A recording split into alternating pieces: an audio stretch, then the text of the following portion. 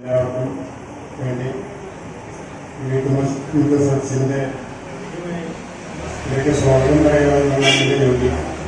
അതിന് മുമ്പ് കൃഷ്ണനെ കുറിച്ച് പറയുകയാണെങ്കിൽ ഈ പണ്ട് മഹാത്മാഗാന്ധിയെ കുറിച്ച് ലോക പ്രശസ്ത ശാസ്ത്രജ്ഞൻ ആൽബർട്ട് ഐൻസ്റ്റീൻ ഒരു കാര്യം പറഞ്ഞാൽ എനിക്ക് ഓർമ്മയാണ്.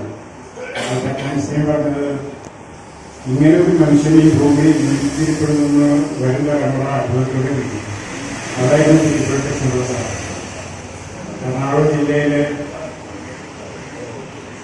പറവൂർ താലൂക്കിൽ 1901 ഓഗസ്റ്റ് 1 അദ്ദേഹം ജനിച്ചത്.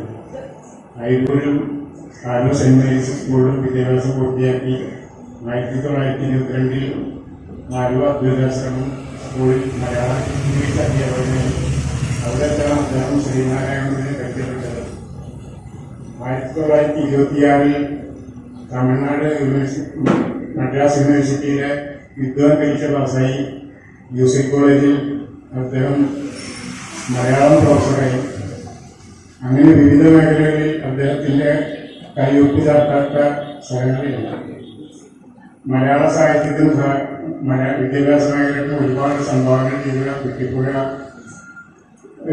സ്മരിക്കുമ്പോൾ ആദ്യമായിട്ട് എനിക്ക് ഓർമ്മ വരുന്നത് നമ്മുടെ ഈ റോഡ്, ഈ പള്ളിയുടെ ഓർമ്മയുള്ള റോഡ് പടിഞ്ഞാട്ടേക്ക് വലിയകര കുറ്റിപ്പുഴ ഭാഗം കൂടി പോകുന്ന റോഡിന് എനിക്കൊരു അഭ്യർത്ഥനയാണ്. കുറ്റിപ്പുഴ കൃഷ്ണപിള്ള എന്ന ഈ റോഡിൻ്റെ നാമകരണം ചെയ്യേണ്ടതെന്നാണ്. കാരണം അന്ന് മ്യൂസിക് കോളേജിൽ പഠിച്ചിരിക്കുന്ന സമയത്ത്, ജോലി നോക്കിയ സമയത്ത് വാഹനങ്ങളും ഇല്ലാത്ത സമയത്തായിട്ട് പഠിച്ചത്. ഇവിടെ നടന്നുപോയി കടത്തുവഞ്ചിയിലൊക്കെ ആയിരുന്നു അദ്ദേഹം പോയിരുന്നത്. സംസാരക്കാരും പറഞ്ഞു, സംസാരം കടത്തുവഞ്ചിയൊക്കെ വീട്ടിൽ പോയിരുന്നു. ഇന്നലെയാണ് പറയുന്നത്. അപ്പൊ അദ്ദേഹത്തിന്റെ പേരിൽ ഒരു റോഡ്, ഈ റോഡിന്റെ പേര് കൃഷ്ണപിള്ള, കുറ്റിപ്പുഴ കൃഷ്ണപിള്ള എന്ന് ഇടണ്ടായിരിക്കും കുറച്ചുകൂടി മഞ്ഞത. പിന്നെ വേറെ കൂടുതൽ സംസാരിക്കാനൊന്നുമില്ല. അധ്യക്ഷൻ പുഷ്പാങ്കന് ഈ വേദിയുടെ പേരിലും കുടുംബസംഘത്തിന്റെ പേരിലും സദസ്സിന്റെ പേരിലും ഭാഗമായി സ്വാഗതം ചെയ്യും.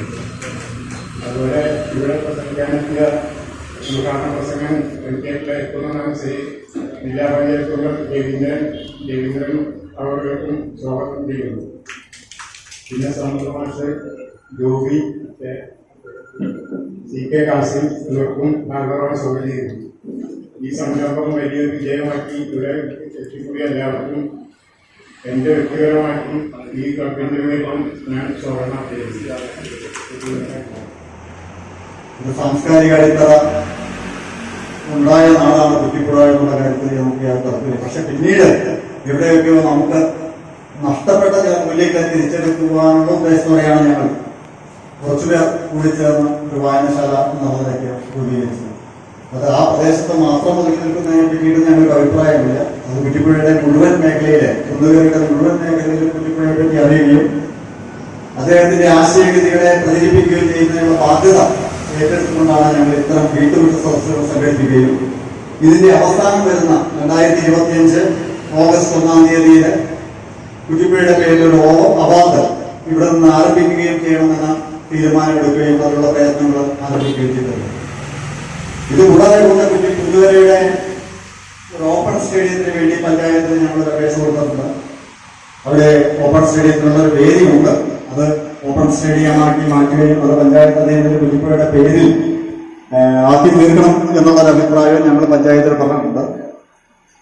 കൂടാതെ അവിടെ ഒരു അർദ്ധകായ പ്രതിമ അല്ലെങ്കിൽ പൂർണ്ണകായ പ്രതിമ അല്ലെങ്കിൽ ഒന്ന് കുറ്റിപ്പുഴയുടെ സ്ഥാപിച്ച് കുറ്റിപ്പുഴയെ ഈ നാടിന്റെ ഒരു ഐക്കണായിട്ട് ഉയർത്തിപ്പിടിക്കേണ്ടതിന്റെ ഉത്തരവാദിത്വം പഞ്ചായത്തിനുണ്ട് എന്ന് ഞങ്ങൾ അപേക്ഷിച്ചിട്ടുണ്ട്, അവരോട് റിക്വസ്റ്റ് ചെയ്തിട്ടുണ്ട്.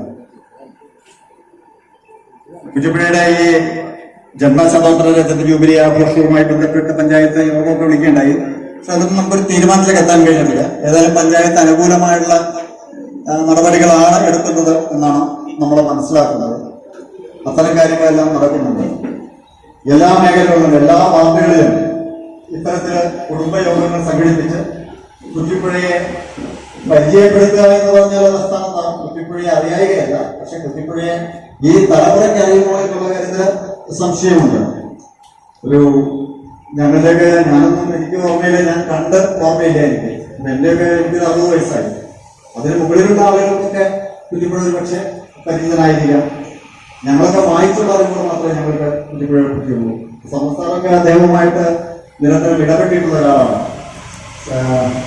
അതുകൊണ്ട് തന്നെ സംസ്ഥാനമൊക്കെ അദ്ദേഹത്തെപ്പറ്റി അത്തരം കാര്യങ്ങളെ പറ്റി പറയുന്നതാണ് ഏറെ ഉണ്ടാവും. ഞാൻ കൂടുതൽ ദീർഘിപ്പിക്കുന്നില്ല. ഇതിനു വേണ്ടി സമസ്ഥാനം ക്ഷണിച്ചിരിക്കുന്നു. ആരായിരുന്നു എന്തായിരുന്നു എന്നെല്ലാം വായനാ ലോകത്തിലൂട്ടാണ് എല്ലാവരും അതറിയുന്നില്ല. വായനാ ലോകത്തിലൂടെ ആൾക്കാർ കാരണം കുറെ വായനയിലൂടെ വളരുകയും അതിലൂടെ പുതിയ വൈജ്ഞാനിക തലങ്ങളെ ചക്രവാളങ്ങളെ വെട്ടിപ്പിടിക്കുകയും ചെയ്യണം എന്നായിരുന്നു അദ്ദേഹം എപ്പോഴും ഉപദേശിക്കുക. നമ്മുടെ ഈ നാട്ടിൽ അദ്ദേഹത്തെ അദ്ദേഹം ആരായിരുന്നു എന്ന് മനസ്സിലാക്കാൻ നമ്മുടെ പഴയ തലമുറയ്ക്കും ഞാൻ ഉൾപ്പെടുന്ന തലമുറയ്ക്കും പൂർണ്ണമായി കഴിഞ്ഞിട്ടില്ല എന്നുള്ളതാണ് വസ്തുത. പലരും പറയും അദ്ദേഹം യുക്തിവാദിയായിരുന്നു. ചിലർ പറയുന്നത് അദ്ദേഹം തത്വചിന്തകനായിരുന്നു. അദ്ദേഹം പലപ്പോഴും അവസാന ആളുകൾ പറയും അതിന് സോഷ്യൽ ഫിലോസഫർ, ഞാൻ സാമൂഹ്യ ചിന്തകൻ ആയിരുന്നു എപ്പോഴും പറയുമായിരുന്നു. ചിലർ പറയും വിമർശകനായിരുന്നു, സാഹിത്യ വിമർശകൻ ആയിരുന്നു, കുട്ടിയായിരുന്നു. പിന്നെ അദ്ദേഹം അധ്യാപകനായിരുന്നു.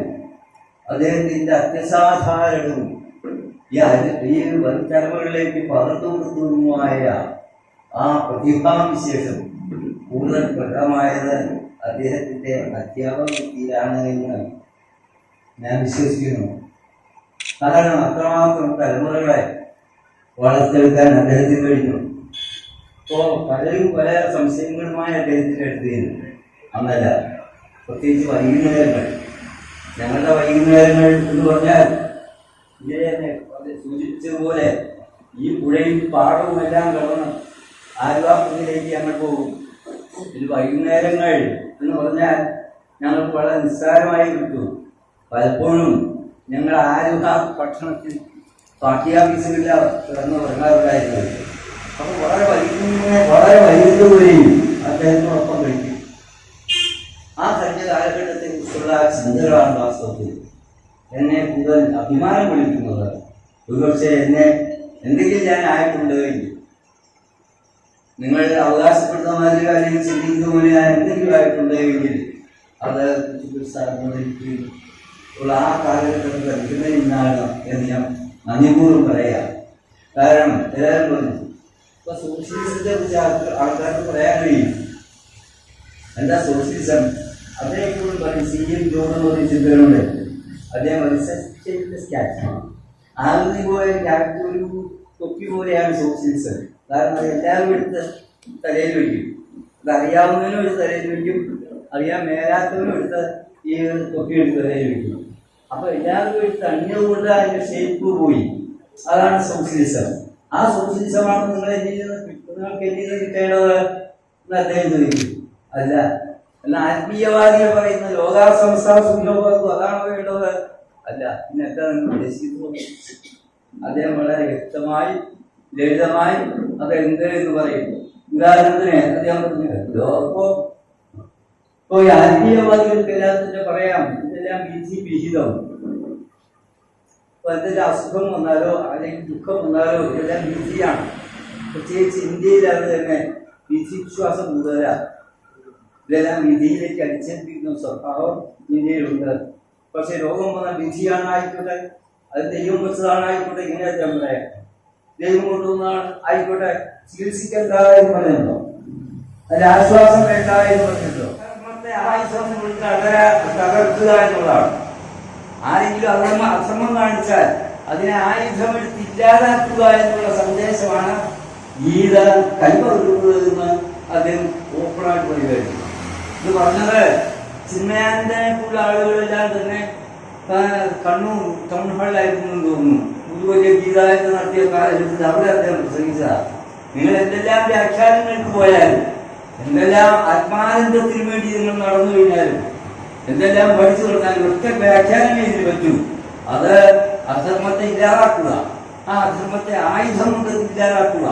അപ്പോൾ ഒരു സായുധ വിപ്ലവത്തിന് തന്നെ നിങ്ങൾ തയ്യാറാകുക എന്നുള്ളത്.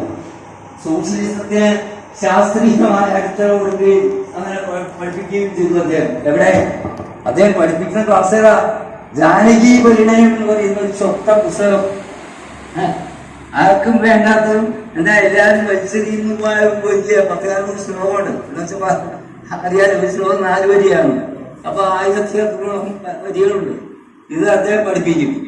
അദ്ദേഹം പഠിപ്പിക്കുന്നതിന്റെ ഇടയ്ക്കാണ് ഈ മാതിരിയുള്ള സംഗതികൾ വരിക. അത് വലിയ കാര്യമല്ലേ? അതുപോലെ തന്നെ ഈ അതിനിടയ്ക്ക് ഒരാൾ പറഞ്ഞു, ഈ ഏറ്റവും വലിയ ഗീതാ പണ്ഡിതനായ ഒരാളുണ്ടായിരുന്നു. അപ്പൊ അങ്ങേരുടെ പേരിയപ്പം മറന്നുപോയി. അങ്ങനെ ചാതുർവർഗ്ഗമായ സിസ്റ്റം എന്ന് പറഞ്ഞ സംഗതിയാണ് ഗീതയിൽ തന്നെ. അത് ചാതുർവർഗ്ഗം എന്ന് വെച്ചാൽ 4 വർഗ്ഗം, 4 ജാതികൾ, 4 വർണ്ണങ്ങൾ. അത് മയാസിഷ്ടം. മയാന്ന് വെച്ചാൽ എന്നാൽ ഞാനാണ് ദൈവം ഞാനാണ് അതിനെ ഉണ്ടാക്കിയത്. അപ്പോ ഞാനെങ്ങനെയാണ്? അവ്യയനായ നാശമില്ലാത്ത ഞാൻ കർത്താവുമാണ് അകർത്താവുമാണ്. നമുക്ക് മനസ്സിലായോ? സൃഷ്ടിക്കുന്നവനുമാണ്, സൃഷ്ടി ഇല്ലാതാക്കുന്നവനുമാണ്. അപ്പോ ഇതെല്ലാം ദൈവനിശ്ചയമാണ്. അപ്പൊ ഉടനടി അദ്ദേഹം കുത്തിത്തെറിച്ചുകൊണ്ട് പറഞ്ഞു, അങ്ങനെയാണെങ്കിൽ അർജുനൻ വിലപിക്കേണ്ട കാര്യമില്ലോ. അർജുനൻ വിലപിച്ചു. കാര്യം എന്താ? ഒരു യുദ്ധത്തിന്റെ മുഖത്ത് നിന്ന് അർജുനൻ വിലപിക്കുന്ന കാര്യം എന്താ? യുദ്ധത്തിൽ കുറെ പേര് മരിച്ചു പോകും. യുദ്ധം കുറെ ആണുങ്ങൾ മരിച്ചു പോകും. കുറെ ഈ പുരുഷന്മാർ മരിച്ചു പോകുമ്പോൾ എന്ത് പറ്റും? അവരുടെ പെണ്ണുങ്ങൾ വിധവകളായിത്തീരും. അവർക്ക് ഭർത്താക്കന്മാരില്ലാതാവും. ഒരു സമൂഹത്തിൽ വിധവകൾ പെരുകിയാൽ ആ സമൂഹം വഷളാകുന്നത് മാത്രമല്ല, അവിടെ വഷളാകുന്നതുകൊണ്ട് കുഴപ്പമില്ല, അവിടെ വേശ്യാവൃത്തി കൊണ്ട് ആളുകൾ ജീവിക്കുന്നു എന്നുള്ളത് കൊണ്ട് മാത്രമല്ല. അർജുനന്റെ വിഷാദം, അർജുന വിഷാദ യോഗം. ആ അർജുനന്റെ വിഷാദം എന്തായിരുന്നു? വർണ്ണസങ്കരം സംഭവിക്കും. അപ്പൊ ജാതികൾ മറന്നുകൊണ്ട് ഉപജാതികൾ ജാതികളായി തീർന്ന് വിഭാഗത്തെ ജാതി വർണ്ണങ്ങളുള്ള കല്യാണം നടക്കും. അപ്പൊ വർണ്ണസങ്കരം നടക്കും. അപ്പൊ സങ്കര ജാതികൾ ജനിക്കും. വളരെ ശുദ്ധമായ വർണ്ണങ്ങൾ നിലനിൽക്കില്ല. അതായത് ജാതികൾ ഈ രാജ്യത്തുണ്ടാകില്ല എന്നുള്ള ആശഭാരത പോഷ്ക്ക് എന്നൊക്കെ പറയണം. ആ പോസ്റ്റിനെ സ്ഥാപിക്കാനാണ് ആര് നമ്മളെ അർജുനൻ ഉദ്ദേശിച്ചത്. അത് ചൂണ്ടിക്കാണിച്ചുകൊണ്ട് അദ്ദേഹം പറയുമായിരുന്നു, ഇതെല്ലാം മനുഷ്യനുണ്ടാക്കിയതും ഇത് മനുഷ്യൻ ശിക്ഷിക്കാൻ വേണ്ടി ഉണ്ടാക്കിയതും അദ്ദേഹം ഇന്നലെ പറയുമായിരുന്നു. പിന്നെ ആ ഒരു അവസരത്തിൽ ഞാന് നമ്മളെ സംഘത്തിൽ വിളിച്ചുകൊണ്ട് അപ്പൊ എനിക്ക് തല്ലിവെച്ചില്ലെന്ന് മാത്രമേ കേട്ട ശ്രോതാക്കൾ അത്ര വലിയ അവർക്ക് അത്ര നല്ല മുത്താളന്മാരായിരുന്നു. അദ്ദേഹം പറഞ്ഞു, ഇവിടെ യോഗത്തിന്റെ സംഘാടനം കച്ചവടക്കാരായിരുന്നു. അത് അരിക്കച്ചവടത്തെ കുറിച്ച് മായം ചേർക്കുന്ന പരിപാടിയുണ്ട്. ഈ പാവം അതിന്റെ കക്ഷിയാണെന്ന് അയാൾ ധരിച്ചു കൊടുത്തു. കൃഷ്ണപിള്ള സാറിന് അങ്ങനെ വല്ലതും ഉണ്ടോ? ഇവിടെ മായം ചേർക്കുന്നവരില്ലേ? കൊള്ളരാമക്കാരില്ലേ? അവരെ വെടിവെച്ചു കൊല്ലാൻ ഒരു നിയമം ഉണ്ടാകണം. അങ്ങനെ നിയമമുള്ള ലോകത്ത് മാത്രമേ നമുക്ക് ജീവിക്കാൻ പറ്റൂ എന്ന് അദ്ദേഹം പറഞ്ഞു. അതോടുകൂടി ഇദ്ദേഹത്തെ കളിയാക്കാൻ വേണ്ടി മനഃപൂർവ്വം ഇദ്ദേഹത്തോട് പറഞ്ഞു കൊടുത്ത് പ്രയോഗിച്ചതാണെന്ന് പറഞ്ഞ് നമ്മളെ എല്ലാം അദ്ദേഹം തന്നെ വന്നു. ഇത് അദ്ദേഹം പല സ്ഥലത്തും പറഞ്ഞു, പല സ്ഥലത്തും അദ്ദേഹം പറഞ്ഞു. പിന്നെ അതുപോലെ ഇന്നിപ്പോ ഏറ്റവും നമ്മളെല്ലാവരും വരുന്നത് രാമരാജ്യം. ഈ രാമരാജ്യത്തിലുള്ള അദ്ദേഹത്തിന് വലിയ താല്പര്യം ഉണ്ടായില്ല. ഗാന്ധിജിയുടെ രാമരാജ്യം നമ്മൾ പറയുന്നത്, അതുകൊണ്ട് രാമരാജ്യം സ്വീകാര്യമാണ് നമുക്ക്. അത് ഈ രാമരാജ്യത്തോട് കൃഷ്ണപ്രസാദിന് വലിയ താല്പര്യം ഉണ്ടായില്ല. അദ്ദേഹം ഇതേപോലെ കണ്ണൂർ ടൗൺ ഹാളിൽ തന്നെ ഗാന്ധിജി ഏറ്റവും കൂടുതൽ ആദരിക്കപ്പെട്ട സമയത്ത് ലോകം മുഴുവൻ ബഹുമാനിച്ചിരുന്നു അദ്ദേഹത്തെ. ആ സമയത്ത് ഗാന്ധിജി ഈ രാജ്യത്തെ നശിപ്പിക്കും, ഇദ്ദേഹം എന്റെ രാജ്യത്തിന്റെ ധൂമകേതുവാണ്. എന്തുകൊണ്ടെന്നാൽ അദ്ദേഹം കൊണ്ടുവരുന്ന രാമരാജ്യം ഇവിടെ താഴ്ന്ന രാജ്യത്ത് ദൈവത്തെ പ്രാപിക്കാൻ പോലും അവകാശം നിഷേധിച്ച രാമന്റെ രാജ്യത്തേക്കാണോ ഈ രാജ്യത്തെ കൊണ്ടുകൊടുത്തത്? അതെത്രയോ വലിയ പോസ്റ്റ് കാർഡ് എന്ന് പറഞ്ഞു. പക്ഷെ അദ്ദേഹം അവിടെയും ആലോകം കറങ്ങി. ഇതേപോലെ സ്ഥലങ്ങളിലെല്ലാം തന്നെ ഒരു ചിന്താവിപ്ലവം തന്നെയായിരുന്നു. അതുകൊണ്ട് അദ്ദേഹത്തിന്റെ ആദ്യത്തെ പുസ്തകത്തിന്റെ ഒരു വിചാര വിപ്ലവം. ആ വിചാര വിപ്ലവത്തിന് എഴുതിയത് ആ വിചാര വിപ്ലവത്തിന് ഹിന്ദു അന്നത്തെ ഹിന്ദു പത്രം, മറ്റു പത്രങ്ങളൊക്കെ കൂടെ ഇല്ല. അതിൽ വലിയ ഒരു റിവ്യൂ വന്നിരുന്നു, ഒരു നല്ല ആസ്വാദനം വന്നിരുന്നു. ആ ആസ്വാദനത്തിൽ പറഞ്ഞത് അത് അത്യപൂർവമായ ഒരു ഗ്രന്ഥം, മനുഷ്യരുടെ മനീഷയെ അത് മഥനം ചെയ്ത് ഇളക്കിമറിക്കുന്ന, പ്രകമ്പനം കൊള്ളിക്കുന്ന ഒരു അത്യപൂർവമായ ഗ്രന്ഥം എന്നാണ് അദ്ദേഹം പറഞ്ഞത്.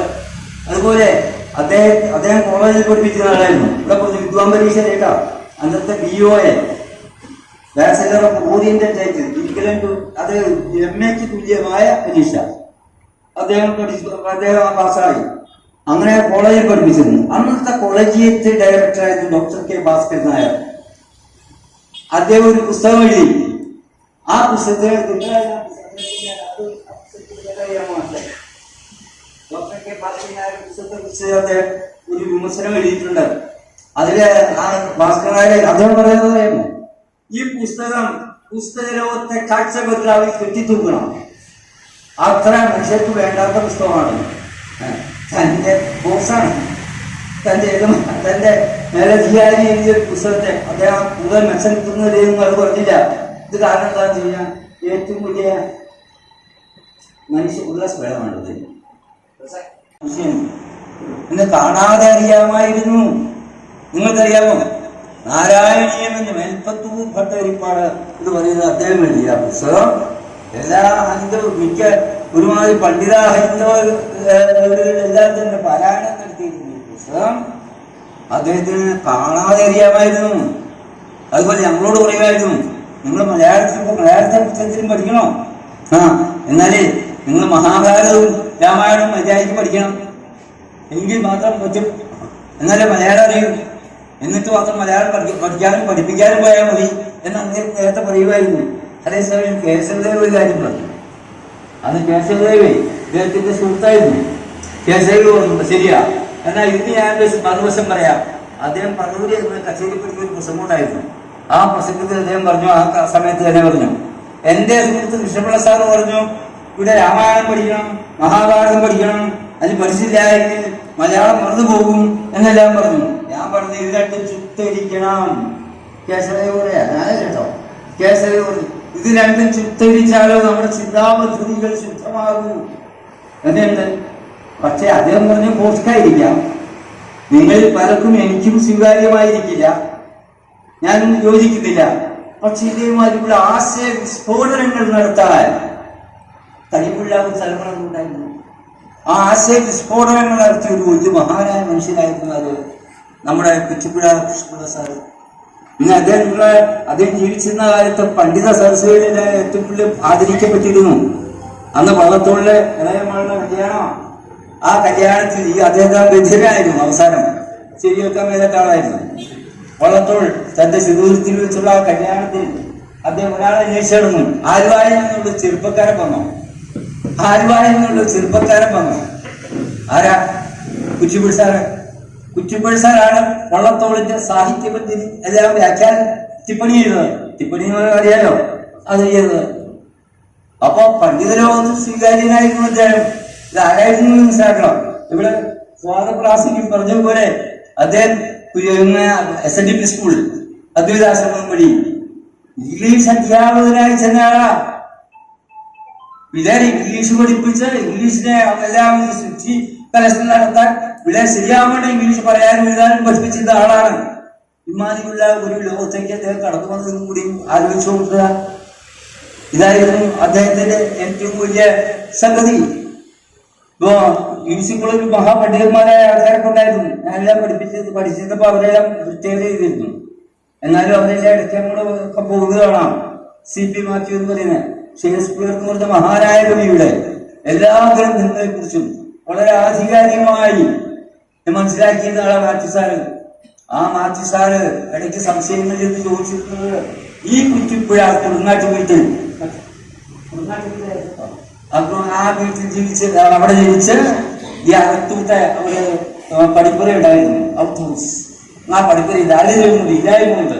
അവിടെ ഇരുന്ന് വായിച്ച് കിട്ടിയ പുസ്തകങ്ങളെല്ലാം ഹൃദിസ്ഥമാക്കി അത് അർത്ഥം പഠിപ്പിച്ചു കൊടുത്ത സംസ്കൃതത്തിന്റെ ഒരു ചെറിയ അംശം മാത്രം സ്വീകരിച്ച് അതിൽ നിന്ന് സംസ്കൃതവും മലയാളവും ഇംഗ്ലീഷും പഠിച്ച് അത് ആംഗല സാഹിത്യകാരന്മാർ നെടുനായകത്വം വഹിക്കുന്ന നമ്മുടെ ഷേക്സ്പിയറെ കുറിച്ചുള്ള ആധികാരികമായ അറിവും സമ്പാദിച്ചാളാണ്.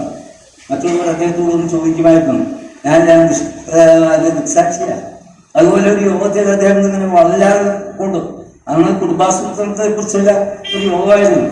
അന്ന് നമ്മുടെ കുടുംബാസൂത്രണത്തിൽ അന്ന് രാജ്യത്ത് വേണം, രാജ്യത്തെ ജനസംഖ്യ കൂടിപ്പോയി, അതുകൊണ്ട് ജനസംഖ്യ കുറയ്ക്കണം, അതുകൊണ്ട് കുടുംബാസൂത്രണം നിർബന്ധമായിട്ട് എല്ലാവരും ചെയ്യണം എന്നെല്ലാം പറഞ്ഞ സമയമായിരുന്നു. അത് യൂസിക്കോട് പോലുള്ള ആ യാഥാസ്ഥിതിക ക്രൈസ്തവ സമൂഹത്തിന്റെ ഇടയിൽ ആ യോഗം നടത്തി. ആ യോഗം നടത്തി പ്രസംഗിക്കാൻ പോകുന്ന ഇങ്ങേരാണ്. ഇങ്ങേര് പറഞ്ഞ് ഞങ്ങളെല്ലാം സ്തംഭിച്ചുപോയി.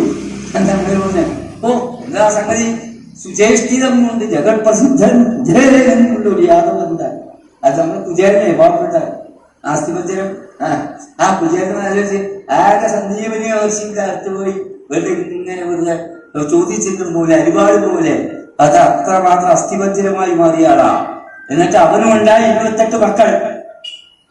അവനെല്ലാം അവിടെ വെച്ചേക്കാൻ കൊള്ളാമോ എന്ന് ചോദിച്ചത്. സ്വന്തം നിലവാരം അറിയാതെ ആ സാമ്പത്തിക സ്ഥിതി അറിയാതെ ഇതിലതുപോലെ കുടുംബജീവിതം നയിക്കുന്ന ആൾക്കാരെ കുറിച്ച് അദ്ദേഹം അങ്ങനെ അവിടെ വെച്ച് ആക്രോശിച്ചു. അവിടെ UC കോളേജ്, അവിടെ വർക്കിംഗ് മെമ്മോറിയൽ ഹാൾ എന്ന് പറയുന്ന സ്ഥലമുണ്ട്. അവിടെയാണ് സാധാരണ മീറ്റിംഗ് നടക്കുക. ഇമാതിരിയുള്ള സ്ഥലത്ത് വെച്ച് അങ്ങനെ ആക്രോശിച്ചു. അപ്പൊ അതായിരുന്നു അദ്ദേഹത്തിന്റെ സംഗതി. പിന്നെ വേറൊരു സംഗതി എന്ന് പറഞ്ഞു കഴിഞ്ഞാൽ അദ്ദേഹം പിന്നെ അത്രമാത്രം ഒരു യുക്തിവാദിയായിരുന്നു. യുക്തി ചിന്തകൾ അദ്ദേഹത്തിനുണ്ടായിരുന്നു. ഒരു വസ്തു ഒരു ആശയം കണ്ടെങ്കിൽ കാരണം കണ്ടെത്തും. അത് എന്തുകൊണ്ട്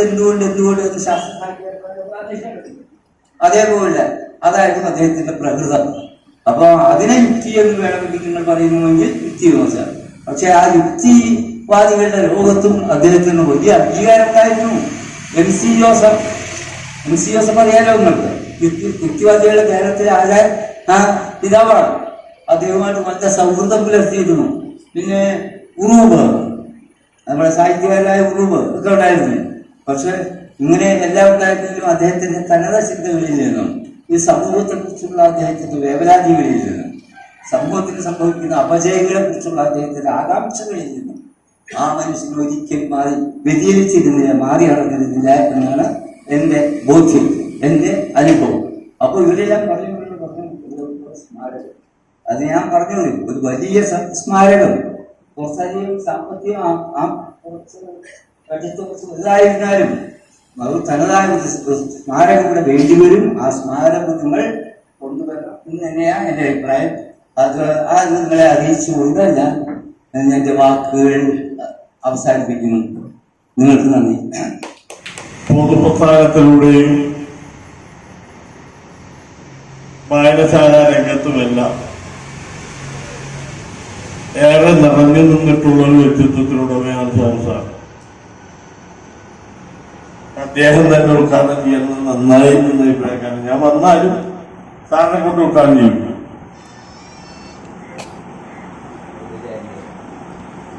ഇവിടെ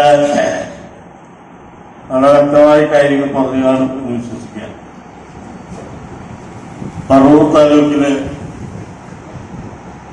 ഏറ്റവും നല്ല നിലയിൽ നമ്പർ 1ഉം 2ഉം ഒക്കെ അല്ലട്ടോ, 3 ഉണ്ട്. A+ 3 അല്ല, A+ 3 അടുത്ത് തന്നെ A+ലേക്ക് പരിഗണിക്കാൻ കഴിയുന്ന ഒരു വായനശാലയാണ് കുറ്റിപ്പുഴയുടെ ആശ്രയത്തിലുള്ള വായനശാല. നിരന്തരമായി പൊതുസമൂഹത്തിന് ചർച്ച ചെയ്യപ്പെടാൻ കഴിയുന്ന, സംവേദിക്കാൻ കഴിയുന്ന വിധത്തിലുള്ള ഒട്ടനവധി പ്രവർത്തനങ്ങൾക്കാണ് നമ്മുടെ ഈ വായനശാല നടത്തുന്നത്. ഞാൻ ജില്ലാ പഞ്ചായത്ത് അംഗമായി വന്നതിന് ശേഷമാണ് ഈ വായനശാലയുമായിട്ട് ബന്ധപ്പെട്ടത്. എന്റെ പ്രദേശത്ത് ഏറ്റവും പഴക്കമുള്ള ഒരു വായനശാലയുണ്ട്, സുഭാഷ് ലൈബ്രറി. രാജീവ്ഗാന്ധി മെമ്പറാണ്. പണ്ട് ഞങ്ങൾ അവിടെ വന്നിരുന്നാണ് വായിക്കുകയും വൈകുന്നേരം സന്ധ്യാ സമയങ്ങളിൽ സംവദിക്കുകയും ഒക്കെ ചെയ്തു. ഒരു പരിധി വരെ ജില്ലാ പഞ്ചായത്ത് മെമ്പറാകാനും പൊതുപ്രവർത്തനത്തിലും സുഭാഷ് ലൈബ്രറിയിൽ നിന്ന് ലഭ്യമായ അറിവുകൾ ഉപകാരപ്രദമായിട്ടുണ്ട് എന്ന് വിശ്വസിക്കുന്നതാണ്. അതുകൊണ്ട് നമ്മുടെ നാട്ടിൻ പുറത്തെ വായനശാലകൾ എപ്പോഴും പൊതുസമൂഹത്തിനകത്ത് ഇഷ്ടപ്പെടാൻ കഴിയുന്നവരാണ്. എന്റെ അറിവിൽപ്പെട്ടിടത്തോളം എന്റെ ഡിവിഷനകത്ത്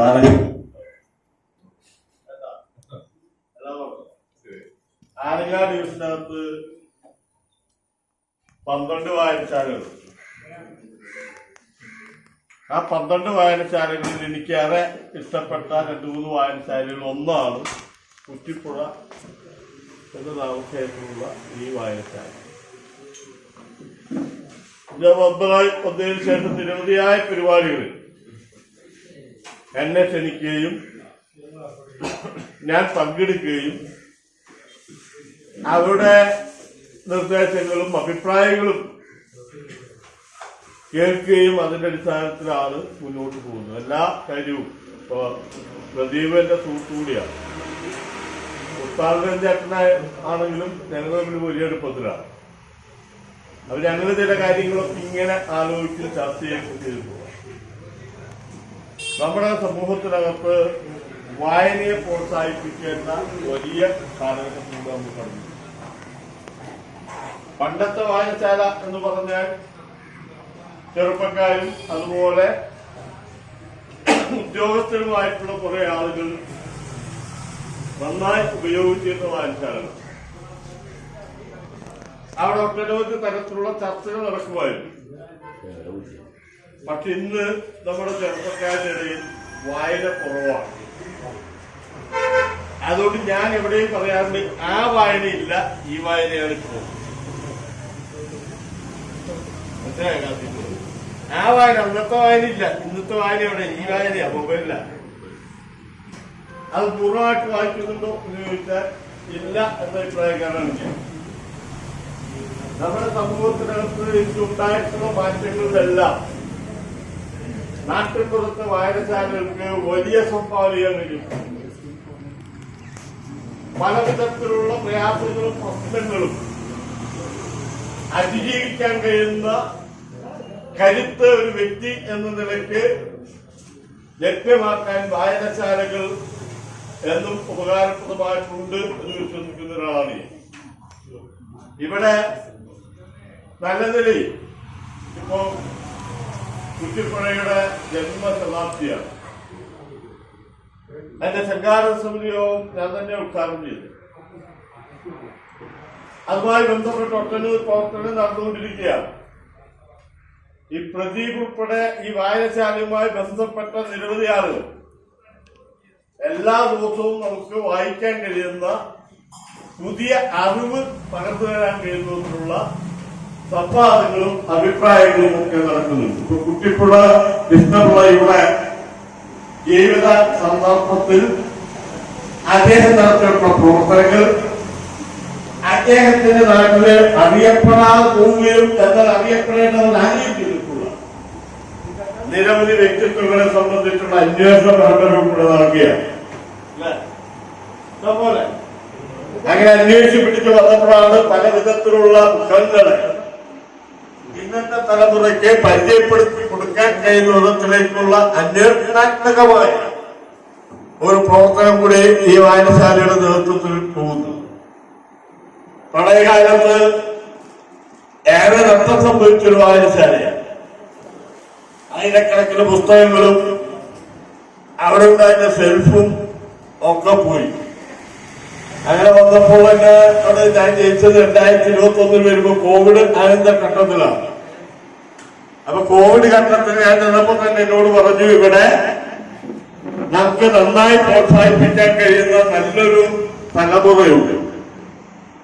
എല്ലാവരും കൂട്ടി യോജിപ്പിച്ചുകൊണ്ട് വിപുലമായൊരു വായനശാല ഉണ്ടാക്കാൻ ജില്ലാ പഞ്ചായത്തിന്റെ സഹായം ഉണ്ടാകണം എന്നാണ് ആദ്യത്തെ മെമ്മോറാണ്. ചേട്ടൻ ഞാൻ മറന്നുപോകുന്നു ഇരിക്കുന്നില്ല. എന്നോട് പറഞ്ഞു നമുക്ക് സ്ഥലം മേടിക്കണം. ഞാൻ പറഞ്ഞു ജില്ലാ പഞ്ചായത്തിന് സ്ഥലം മേടിക്കാനുള്ള പ്രൊവിഷനില്ല. ആരെങ്കിലും കിട്ടും, അല്ലെങ്കിൽ സന്മനസ്സോടെ തരാൻ കഴിയുന്ന ആരെങ്കിലും കൊണ്ട് എങ്കിൽ നമുക്ക് അവരെ പോയി കാണാം. സ്ഥലം വാങ്ങിച്ചു കഴിഞ്ഞാൽ കെട്ടിടമുണ്ടാക്കുന്ന കാര്യത്തിൽ നമുക്ക് ഏതെങ്കിലും തരത്തിലുള്ള മാർഗം ഉണ്ടാക്കാം എന്നാണ് പറഞ്ഞത്. 4 വർഷമായിട്ട് നടന്നിട്ടില്ല എന്നുള്ളത് ഖേദകരമാണ്. അവരുടെ അസത്തുകൊണ്ടല്ല, ഭൂമിയുടെ വാല്യൂ വല്ലാതെ വന്നപ്പോ അകത്തിൽ നിന്ന് ഒരു തരി മണ്ണ് പോകാതിരിക്കാനുള്ള കെട്ടിപ്പിടുത്തത്തിന്റെ നെട്ടോട്ടത്തിലാണ് നമ്മുടെ ഇന്നത്തെ സമൂഹം. അപ്പൊ വായനശാലയ്ക്കോ അംഗൻവാടിക്കോ ഒക്കെ സ്ഥലം കൊടുത്താൽ അതൊരു നഷ്ടമായി കാണുന്ന തലത്തിലേക്ക് ഭൂമിയുടെ വില വല്ലാതെ ഉയർന്നു. അത് തന്നെയാണ് അപകടം. അല്ലെങ്കിൽ പണ്ടേ നമുക്ക് ഇവിടെ നാലാപാടിനകത്ത് എവിടെയെങ്കിലും നാലാപാട് തന്നെ നടന്നൊന്നുമില്ല. എന്താ ഇവിടെ കരിമിക്കൊക്കെ ഇരിപ്പണ്ട് ചിലപ്പോ സഹായിക്കാൻ മനസ്സിൽ കാണിച്ചാൽ ആൾക്കാർ സ്ഥലം കിട്ടുന്നത് എന്നുള്ളത് കൊണ്ട് പെട്ടെന്ന് കേൾക്കണ്ട. എവിടെ കിട്ടിയാലും നമുക്ക് പണിയാം, എവിടെ കിട്ടിയാലും നമുക്ക് പണിയാം. നമുക്ക് വായനശാലയാണ് നമ്മുടെ എസ്റ്റാബ്ലിഷ്ഡ് ചെയ്ത ഒരു വായനശാല. പാതിരയിൽ അത്ര പ്രയാസത്തിലാണ്. ദൗർഭാഗ്യകരമെന്ന് പറഞ്ഞ ജില്ലാ പഞ്ചായത്തിൽ കഴിഞ്ഞ 4 വർഷം കൊണ്ട് ഈ പറഞ്ഞ വായനശാലയ്ക്ക് വേണ്ടി ഒന്നും ചെയ്യാൻ കഴിഞ്ഞിട്ടില്ല. അത് എന്റെ കഴിവുകേടായിട്ട് നിങ്ങൾ എടുക്കരുത്. പൊതുവിൽ ഭരണസമിതിക്കകത്ത് ഗ്രന്ഥശാല പ്രസ്ഥാനത്തെ സഹായിക്കാൻ കഴിയുന്ന വിധത്തിൽ നിലപാടുണ്ടാകണമെന്ന് പല ഘട്ടത്തിലും നമ്മൾ ചർച്ച നടത്തിയിട്ടുണ്ട്. പക്ഷെ ഞങ്ങളുടെ ശബ്ദം വളരെ നേരിയതാണ്. ഞങ്ങളുടെ ശബ്ദം നേരിയതാണ്. ഗ്രന്ഥശാലയെ സഹായിക്കണം എന്ന് പറയുന്ന ആളുകളുടെ എണ്ണം കുറവാണ്. പക്ഷെ ഇത്തവണ നമ്മൾ പറഞ്ഞു നടക്കില്ല. ഗ്രന്ഥശാലകളെ സഹായിക്കുന്ന കാര്യത്തിൽ നിങ്ങൾ നിലപാടെടുത്ത് മതിയാവും എന്ന് പറഞ്ഞു. അതിന് ഞാനൊരു മാതൃക, ഒരു പണി ഞാനാണ് എനിക്ക് അനുവദിക്കപ്പെട്ട പ്ലാൻ ഫണ്ട് ഇത്. പ്ലാൻ ഫണ്ട് 10 ലക്ഷം കിട്ടുകൊള്ളട്ടെ. പ്ലാൻ ഫണ്ടിനുള്ള പ്രത്യേകത എന്ന് വെച്ചാൽ എല്ലാ പണിയും ചെയ്യാം. ടെസ്റ്റിയുടെ ഫണ്ട് കിട്ടിയാൽ നമുക്ക് വായനശാലയ്ക്കൊന്നും സഹായിക്കാൻ പറ്റില്ല. അതുപോലെ മെയിൻ്റനൻസ് ഗ്രാന്റ് വന്നു കഴിഞ്ഞാൽ റോഡ് പണിയെ വിറ്റു. നോൺ റോഡ് ഫണ്ട് വന്നു കഴിഞ്ഞാൽ വിട്ടിട്ട സ്ഥാപനങ്ങൾ പണിയാനും വിറ്റു. വനിതാ ഘടക പദ്ധതിയായി ഫണ്ട് കിട്ടിക്കഴിഞ്ഞാൽ വനിതകൾക്ക് മാത്രം ഉപയോഗിക്കാൻ കഴിയും. ആകെ എല്ലാത്തിനും ഉപയോഗിക്കാൻ കഴിയുന്ന ഫണ്ട് എന്ന് പറയുന്ന പ്ലാൻ ഫണ്ടാണ്. അത് 10 ലക്ഷമാണ്. പുറത്തു പറയാനുള്ള 3 ലക്ഷമായി കുറഞ്ഞത്.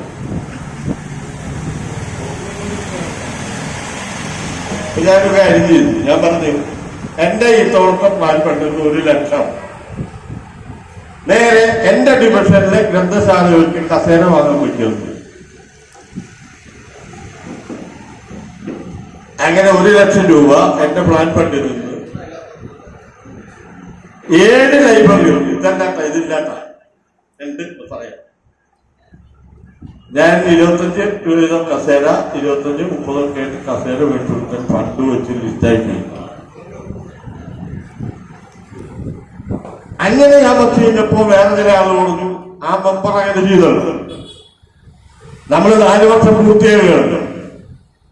ഭരണക്കാർ എന്ന നിലയ്ക്ക് നമ്മൾ ഈ കാര്യത്തിൽ നിലപാടെടുത്തില്ലെങ്കിൽ പഞ്ചായത്ത് രാജ് ആക്ട് അനുസരിച്ച് പ്രതിവർഷം പറഞ്ഞോട്ടൊന്നുമില്ല, എല്ലാ വർഷം പറ്റുള്ളൂ. പക്ഷേ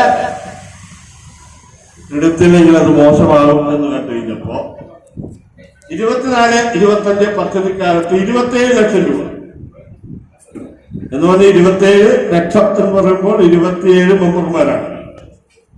അപ്പൊ 1 ലക്ഷം വെച്ച് ഈ വർഷത്തെയും 25-26 പദ്ധതിപ്പെടുത്തി 27 ലക്ഷം വീണ്ടും വെച്ച് അങ്ങനെ 54 ലക്ഷം രൂപ ജില്ലാ പഞ്ചായത്തിന് അനുവദിച്ച പ്ലാൻ ഫണ്ടിൽ നിന്ന് ബാക്കി 27 മെമ്പർമാർക്കും 2 ലക്ഷം രൂപ വെച്ച് കൊടുക്കാൻ തീരുമാനിച്ചു.